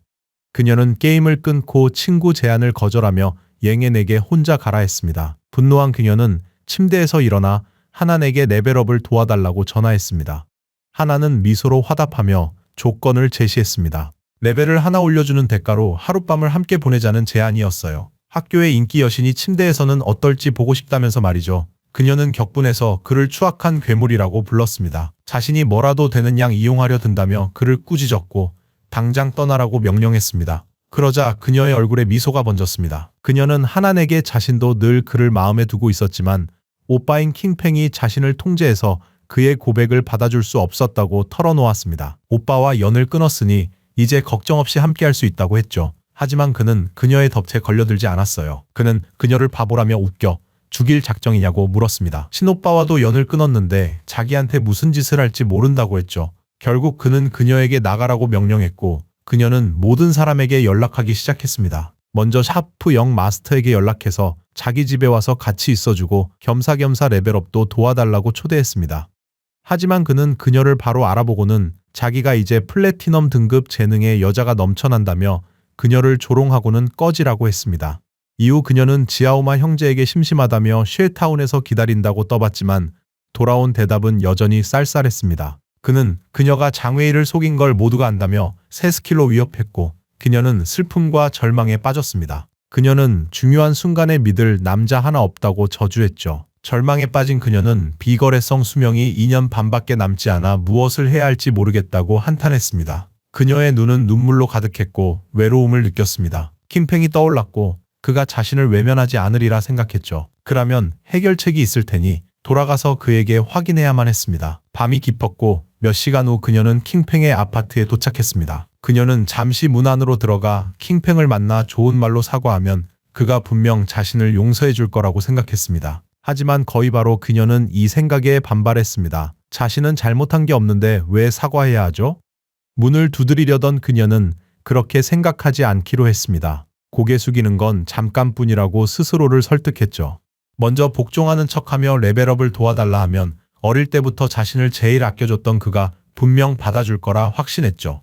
그녀의 얼굴에 미소가 번졌습니다. 레벨업을 해서 더 이상 수명이 부족할 위기에서 벗어나면 그와 완전히 연을 끊을 생각이었습니다. 이것이 샤오이의 계획이었고 그녀는 정말 천재라고 생각했죠. 만족한 그녀는 킹팽에게 문을 열어달라며 노크했어요. 그녀는 문을 두드리며 진풍에게 문을 열라고 소리쳤죠. 혹시 자고 있는 건 아닌지 자기가 돌아왔다고 계속해서 말했죠. 목소리는 점점 애절해지며 문을 열어달라고 간청했습니다. 격분한 그녀는 문을 걷어찼지만 아무도 없는 것을 보고 충격에 빠졌습니다. 진풍이 어디로 갔는지 궁금해하던 그녀는 침대, 책상, 옷 등 모든 것이 사라진 것을 보고 더욱 놀랐습니다. 그녀는 휴대폰을 켜서 진풍에게 전화했지만 그는 받지 않았습니다. 대체 어디로 사라진 걸까요? 그 시각 원안의 무덤 깊은 곳에서 진풍은 몬스터를 학살 중이었습니다. 얼마 안 가 그는 무덤 끝에 다다랐음을 깨달았죠. 진풍은 충실한 추종자를 소환했고 그는 길을 따라 200마리가 넘는 몬스터와 여러 브론즈 및 실버 등급 보스를 해치웠습니다. 이 덕분에 진풍은 곧 12레벨에 도달할 예정이었습니다. 그의 앞에는 마지막 관이 놓여 있었습니다. 저것을 열면 무덤의 최종 보스가 나올 터였죠. 플래티넘 레벨이기를 바라며 그는 관을 밀기 시작했습니다. 진풍은 시선을 고정했고 얼마 지나지 않아 기이한 일이 일어났습니다.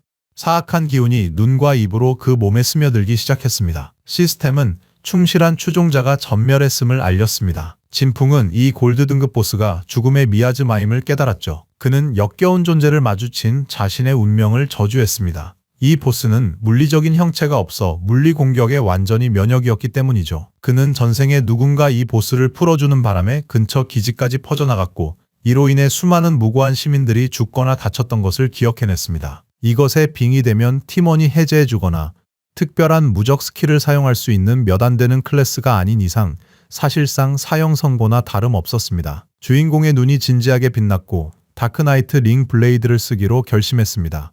그림자가 몸 주위를 맴돌기 시작했죠. 그 덕분에 미아즈마 안에 숨겨져 있던 본 모습을 볼 수 있었던 거죠. 단검을 사용하여 침펑이 본체를 공격하자 골드 등급 보스인 죽음의 미아즈마를 처치했다는 시스템 창이 나타났습니다. 침펑은 이 보스가 골드 등급으로 분류되고 드랍템도 골드 등급이지만 강함은 플래티넘 레벨 이상임을 알았습니다.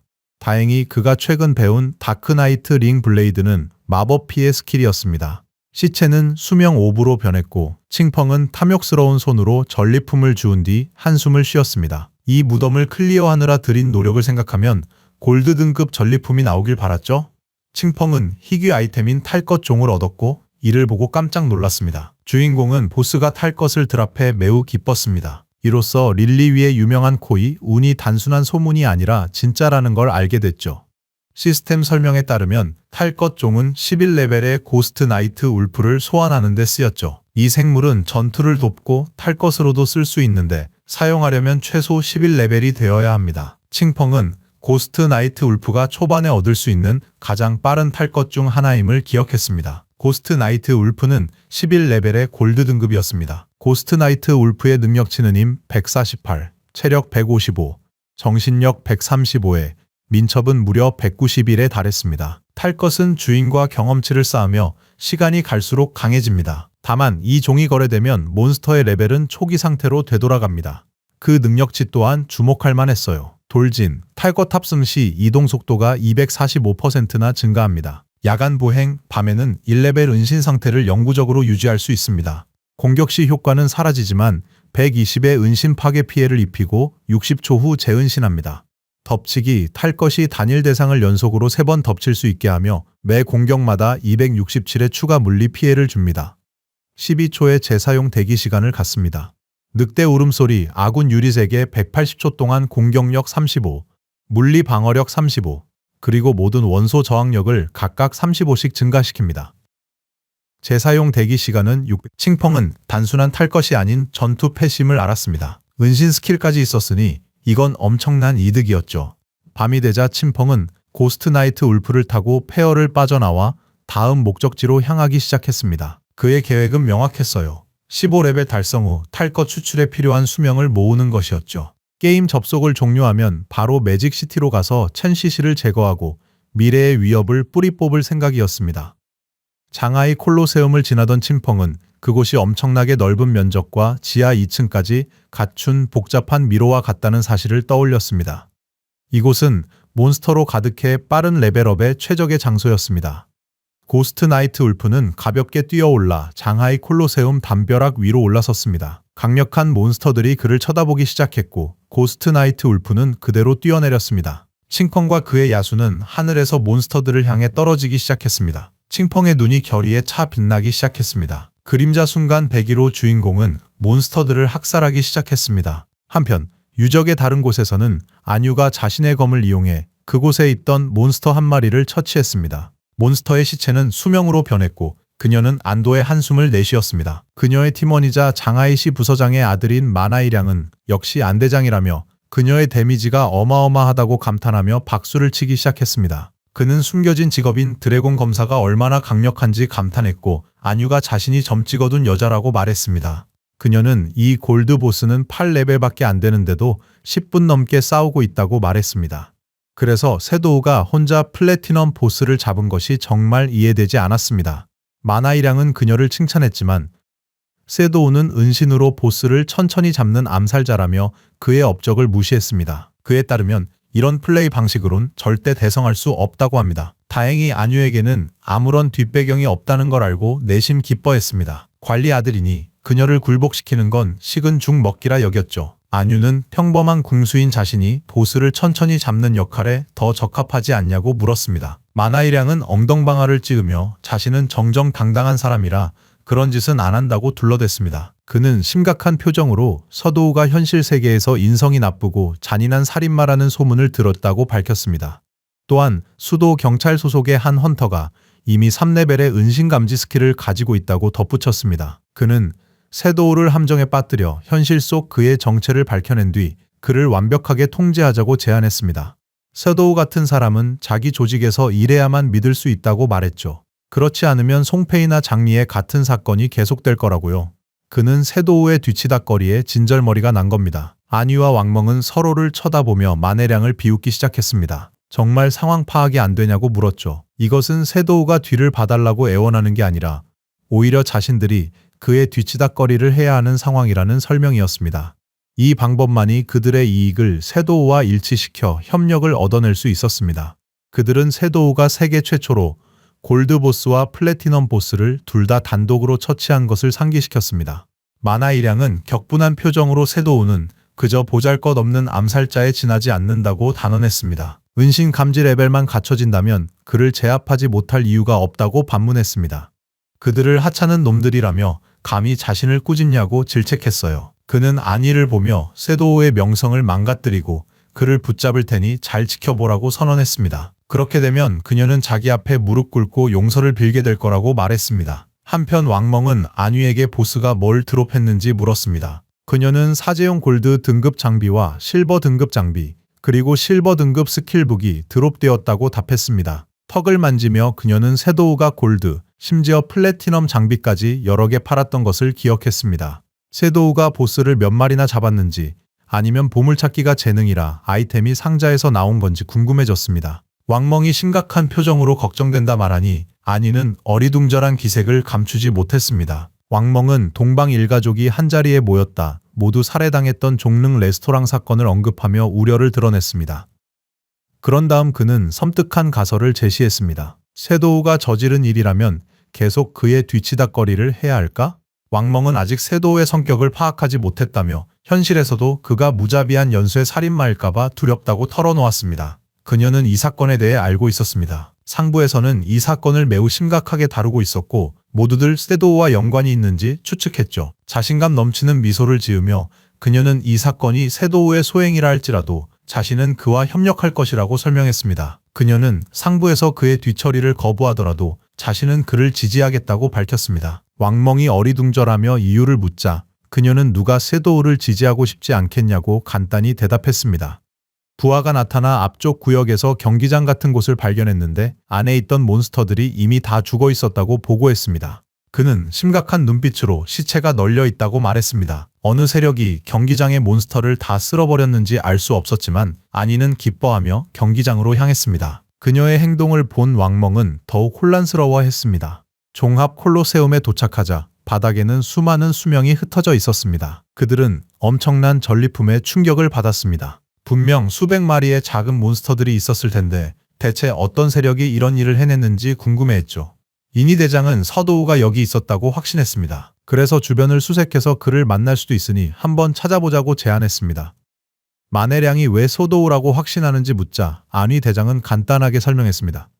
그가 바로 랭킹 1위이기 때문이라고요. 자신들 파티는 바로 D 랭커인데도 이런 일을 못했으니 범인은 세도우일 수밖에 없었죠. 마네량은 격분하며 자신도 은신 능력이 있어서 똑같이 할 수 있지만 시간이 좀 더 필요할 뿐이라고 말했습니다. 안위 대장은 미소 띈 얼굴로 섀도우에게 말을 건넸습니다. 섀도우가 수많은 몬스터를 처치한 것을 보고는 분명 필요 없는 장비와 스킬북이 많을 것이라고 생각하여 자신들에게 팔 것을 제안했죠. 그 순간 마네량의 눈이 커졌고 늑대 탄 침펑이 그의 뒤에 나타났습니다. 늑대를 본 그는 바닥에 털썩 주저앉았고 반면 안위 대장은 신나서 침펑에게 어디서 탈 것을 얻었냐고 물었습니다. 침펑은 샤오은이가 알려준 좌표 덕에 탈 것을 얻었다고 밝혔습니다. 이 말을 들은 샤오해미는 얼굴을 붉혔고 언급할 필요는 없다고 말했습니다. 침펑은 안위 대장과 거래하기로 했죠. 그는 바닥에 있는 이 아이템들을 전부 패키지로 가져가라고 제안하며 조건은 늘 똑같다고 분명히 했습니다. 그녀는 알겠다고 말했죠. 마음에 안 들면 안 사면 그만이니까요. 그녀는 이미 서도우의 가격이 항상 공정하다는 것을 알고 있었습니다. 그들이 대화하는 동안 마네량은 분노를 참지 못하고 눈이 분노로 커졌습니다. 섀도우에게 굴욕을 느끼고 복수하겠다고 속으로 맹세했습니다. 늑대에 올라탄 칭펑은 폐허를 헤치며 나아갔습니다. 시스템 랭킹을 보면 그는 이미 13레벨이었죠. 그 아래 10레벨에는 정의 집행과 왕멍이 있었고 블랙 고블린 빅 라이싱도 10레벨에 나타났습니다. 우리 주인공은 거래 가능한 수명 245년과 진화 포인트 255점을 가지고 있었습니다. 침펑이 기뻤던 건 이번 투기장 페어 클리어로 꽤 좋은 등급의 골드 스킬북을 얻었기 때문입니다. 그 스킬북은 침묵 은신이었습니다. 골드 등급 스킬로 움직이지 않고 은신할 수 있었죠. 공격하거나 움직이지 않으면 영구히 투명 상태를 유지했어요. 이 상태에서 공격하면 탐지 관통 피해 300포인트가 추가됩니다. 재사용 대기 시간은 120초였고 13레벨부터 사용 가능했습니다. 침펑은 이 스킬이 은신을 강화할 뿐만 아니라 그 진정한 힘은 이 능력을 현실에서 사용하고 게임 속 무적 상태와 결합할 경우 실제 세계에서 완전히 사라질 수 있다는 사실에 있음을 깨달았습니다. 그는 스킬북을 에픽 등급으로 진화시켰고 진화 포인트 11점을 사용했습니다. 스킬은 골드부터 플래티넘, 에메랄드, 다이아몬드, 에픽 등급으로 향상되었습니다. 덕분에 은신 관통 공격당 추가 피해가 300에서 800포인트로 증가했습니다. 재사용 대기 시간은 120초에서 60초로 줄어들었으며 그는 다른 스킬들도 진화시키기로 결정합니다. 먼저 진화 포인트 34점을 들여 맹독 다트를 에픽 레벨로 만들었습니다. 스킬은 에메랄드, 다이아, 에픽 등급으로 진화하며 능력치가 향상되었습니다. 최대 사거리는 20m로 늘었고 공격력은 400으로 증가하며 맹독 상태를 부여하게 됐습니다. 이 상태는 이제 약점 보너스 없이 초당 100%의 데미지를 5초간 주며 중첩은 되지 않았습니다. 다음으로 그는 무려 200 진화 포인트를 투자하여 우아한 해방을 신화 등급으로 올렸습니다. 전설에서 신화 등급으로 진화하며 약점 공격 보너스는 300% 급증했고 레벨은 5로 유지된 채 약점 공격 배율은 2배가 되었습니다. 이제 스킬을 사용하면 목 배기 효과가 적용되어 3초 동안 초당 공격력의 200%에 해당하는 피해를 입혔으며 재사용 대기 시간은 보너스를 받아 9.7초, 기본 15초로 크게 줄었습니다. 칭펑은 신화급 스킬이 정말 강력해서 만족했습니다. 일부 특수 몬스터를 제외하면 그의 모든 공격은 약점을 파고들었죠. 그는 목걸이를 꺼내 자세히 살펴본 후 이제 진화시킬 때라고 판단했습니다. 그것은 플래티넘 등급의 기만자의 펜던트였는데 암살자를 위한 장신구로 물리 공격력 45와 힘 20, 그리고 체력 20을 부여했습니다. 장비 요구 레벨은 13이었으며 은신 레벨을 1 증가시켜주는 고유 효과도 지녔습니다. 스킬과 장비를 조합하니 그의 은신 레벨은 이제 4가 되었습니다. 이 단계에서는 아무도 자신을 감지할 수 없다고 확신했죠. 게다가 그림자 베일이라는 아이템도 있었습니다. 덕분에 그의 회피율은 무려 83%에 달했습니다. 골드 등급의 암살자용 장비인 그림자 베일이었습니다. 체력 5, 정신력 5, 그리고 회피율 32%를 부여했습니다. 바로 그 순간 작은 폭발이 발생했습니다. 무슨 일인지 알아보려고 칭펑이 발걸음을 멈추고 돌아섰을 때 무언가 나타나기 시작했습니다. 그것은 팔이 사슬이고 양손엔 칼날이 달린 거대 보스였습니다. 칭펑은 그것이 강철 성녀임을 알아보고 누가 이 보스를 풀었는지 의아해했습니다. 칭펑은 전생의 강철 성녀가 장하이시 페어에 나타났던 것을 기억해냈습니다. 당시 1000명이 넘는 사람들이 그녀를 잡으려다 총 4000명 이상이 죽었습니다. 사실 그녀는 장하이 페어에서 두 번째로 큰 피난처인 교회 성소를 지키는 수호자였습니다. 원래 챈스스를 먼저 처리하고 보스전을 치르려던 계획이었지만 그녀가 나타난 김에 직접 맞서기로 결정했습니다.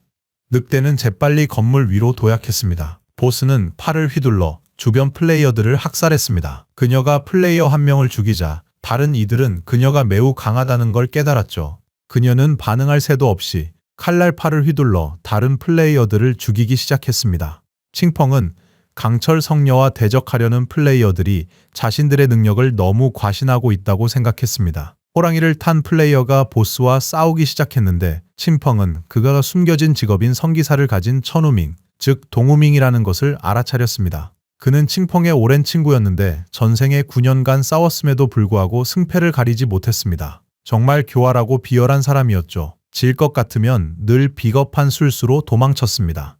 칭펑은 전생의 강철 성녀가 천우밍의 길드인 기사 성역에 의해 패배했다는 것을 기억해냈습니다. 이로 인해 각각 장하이시 페어의 서쪽과 동쪽 지역을 장악하면서 서쪽의 슬래시 갓, 동쪽의 성역이라는 말이 생겨났습니다. 기사 성역 길드는 첫 멤버를 모집할 때 안전을 보장하는 대신 수명의 최대 50%를 세금으로 내는 아주 가혹한 계약을 맺게 했습니다.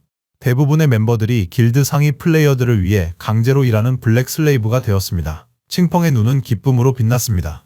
그에게는 이보다 더 완벽할 수 없었죠. 이번엔 천우밍을 놓치지 않겠다고 굳게 다짐했습니다.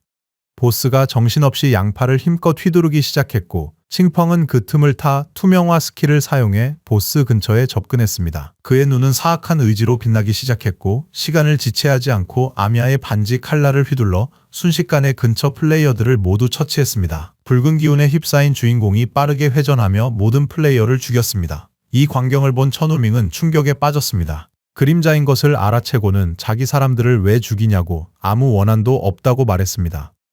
칭펑이 그의 뒤에 나타나 살기 어린 눈으로 소고기를 안 먹어서다라고 답했습니다. 이 말을 들은 천우밍의 눈이 공포로 커졌습니다. 칭펑은 차가운 표정으로 그림자 순간 배기를 써서 천우밍을 죽였습니다. 그는 손을 뻗어 꽃피는 저주 스킬을 썼습니다. 곧이어 플레이어들은 마을에서 다시 부활했습니다. 천우밍은 소도우가 소고기를 안 먹는 게 우리랑 무슨 상관이냐며 분노했습니다. 부하의 수명이 0이 되자 그는 패닉에 빠졌고 천우밍은 그림자의 스킬임을 알아챘습니다. 그는 사람들을 모아 반격하기로 결심했지만 먼저 다른 장소로 가서 레벨을 올리고 잃어버린 수명을 되찾기로 했습니다.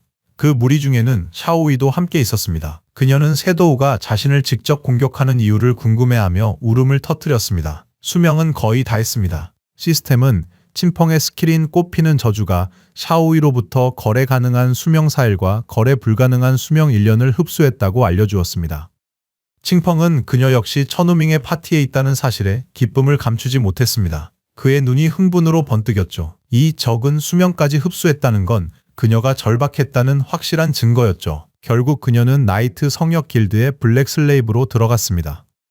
그에게 이것은 당연한 대가였습니다. 그 순간 보스가 연막을 피워 쇠도우를 공격하려 했습니다. 연기가 거치자 그가 유령의 흐릿함으로 공격을 피한 것이 보였습니다. 그는 이 보스의 1단계는 그리 어렵지 않다는 걸 이미 알고 있었습니다. 보스는 다소 혼란스러워하며 팔을 이루는 사슬을 팽팽하게 당기기 시작했고 이내 회전하기 시작했습니다. 무슨 상황인지 모르는 보스와 달리 칭펑의 눈빛은 진지함으로 빛났습니다. 그는 그녀가 반복해서 사슬검을 휘두르며 지향성 또는 광역 물리 공격만 한다는 것을 알았습니다. 칭펑은 보스 위에서 우아한 해방과 역병 칼날을 쓰기로 했습니다.